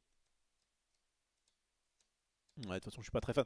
J'ai bien aimé Bucky, surtout pour, je le répète, son thème avec les floatboards, mais j'ai jamais été trop fan de la défausse. Flynn Rider, chelou. 1-4 pour 4. Entrant par effraction. Elle est volée la couronne. D'une manière ou d'une autre, j'obtiens ce que je veux. Oh, il a pris la couronne à Jafar. Chaque fois que ce personnage est défié, le joueur qui a lancé le défi peut défausser une carte. S'il ne le fait pas, vous gagnez 2 éclats d'or. Chaque fois que ce personnage est défié, le joueur qui a lancé le défi peut défausser une carte. Et sinon, tu gagnes 2 éclats d'or. Ouais, c'est une 1-4 pour 4 qui l'aura 3. Oh, ça me paraît quand même un peu naze. Hein. Ça se prend des 6 sous, même la petite.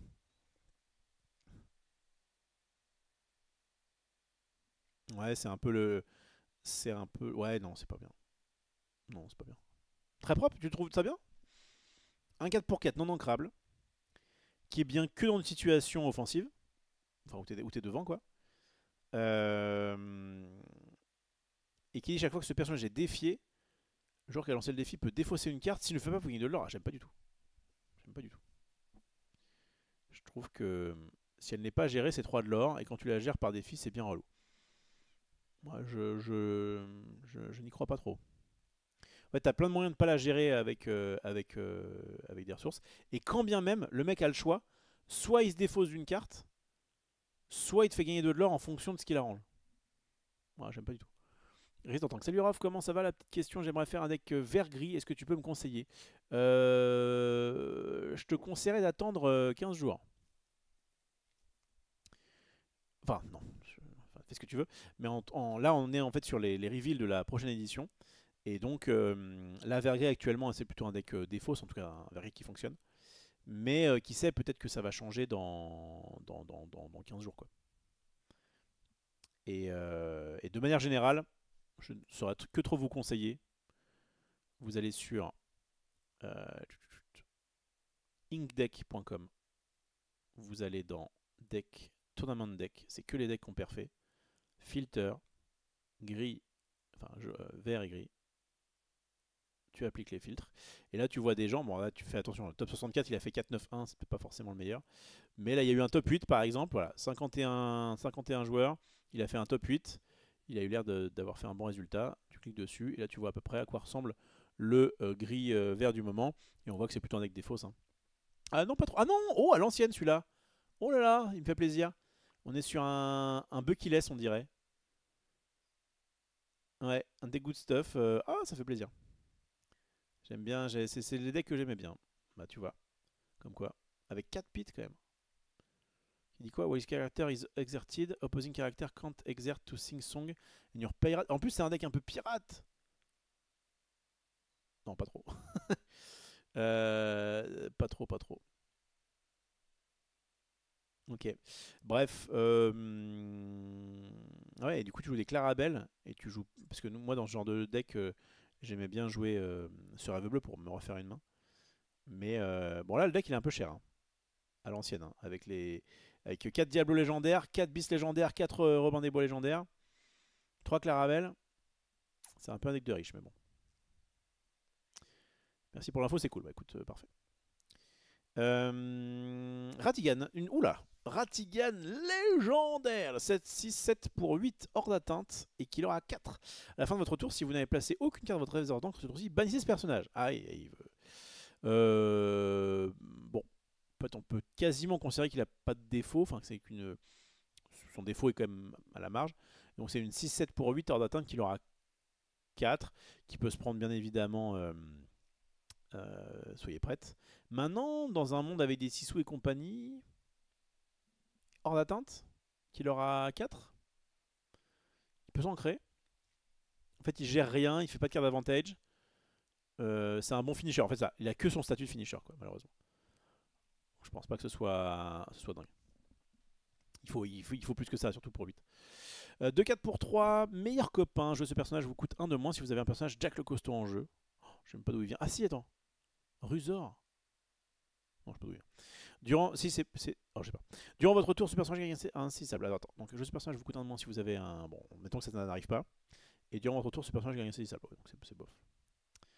C'est très bof. Vincenzo Santorini, qui est dans l'île au trésor. Ah non, Atlantide. L'île au trésor, c'est autre chose. Je confonds les deux. Mais c'est Atlantide. Lorsque vous jouez ce personnage, vous pouvez choisir un personnage et lui infliger 3 dommages. Il est doublé d'ailleurs par Jean Reno, il me semble. Qui prend un accent un peu corse. Il me semble, hein. J'essaie de pas dire trop de bêtises. Jean Reno qui a doublé Mufasa. Ah, c'est Tiketa Cruiser. Ah oui, donc c'est normal que je l'ai pas. 2-8 pour 7. Lorsque vous jouez ce personnage, vous pouvez choisir un personnage et lui infliger 3 dommages. Évidemment, il aime bien tout ce qui explose. Vous pouvez choisir un personnage et lui infliger 3 dommages. Ouais, bah le fait d'être que rare fait que bah, il est un peu nerfé, quoi. Il a pas d'alter, il a pas de. Il coûte 7 non altérables, c'est vraiment le bout du monde pour infliger 3 dégâts à un perso, c'est pas assez bien, 2-8, ouais. On passera là-dessus. Et le show dalmatien. Bon, bah je crois qu'on a fait un bon petit tour. J'en serai à dingo. On a fait quand même pas mal aujourd'hui. J'essaierai d'être là demain comme je vous le disais, demain soir pour faire un petit Blablacar. C'est un allié. Ça reste très cool de faire ça avec vous. Hop là. Je vais revenir là-dessus pour vous dire au revoir. Si vous êtes sur YouTube, évidemment, n'hésitez pas à lâcher un petit pouce, à éventuellement mettre un commentaire si jamais vous avez envie de commenter. Et puis voilà, merci encore à ceux qui ont sub, ça fait plaisir de revenir. Je ne suis pas arrivé au monstro. Ah non, ah demain. Demain, j'en garde un peu pour demain. Mais en tout cas, voilà, je rattrape un peu le. Oui, parce qu'en plus, là, je vois que ça a été. Les derniers spoils, là, enfin, celui de le dingo, c'était hier à 19h. Donc en vrai, je suis pas mal. J'ai pas mal rattrapé. On verra ça tomorrow, normalement. Ouais, demain soir, je devrais pouvoir être dispo le soir. Voilà, entre 21h et minuit, quoi. Je devrais pop à peu près dans ces heures-là. Sauf si jamais je fais un petit. Bah non, mais même si jamais je fais un petit tournoi, mais je crois pas que j'aurai le temps parce que je garde ma fille demain après, donc je serai pas. Je pense que ça va être compliqué de revenir à temps pour enchaîner avec un tournoi hebdomadaire. Mais bon, comme je le disais, je vais vraiment reprendre ça. Ouais, sur Star Wars, sur Altered, sur Lorcana, sur Magic, un peu One Piece. Je vais caster du Pokémon aussi là début juillet, donc ce serait bien que je fasse quelques tournois. Il m'en manque un. Flesh and Blood, ça peut être cool de faire aussi un peu de Flesh and Blood. Bref, voilà, faudrait une carte à reveal tous les jours pour être à l'heure, tout à fait. Du Yugi. Alors, Yugi, j'en ai fait aujourd'hui, j'en ai fait pour le trimestre là, c'est bon. Bref, bon allez, bisous tout le monde et normalement à demain, ciao.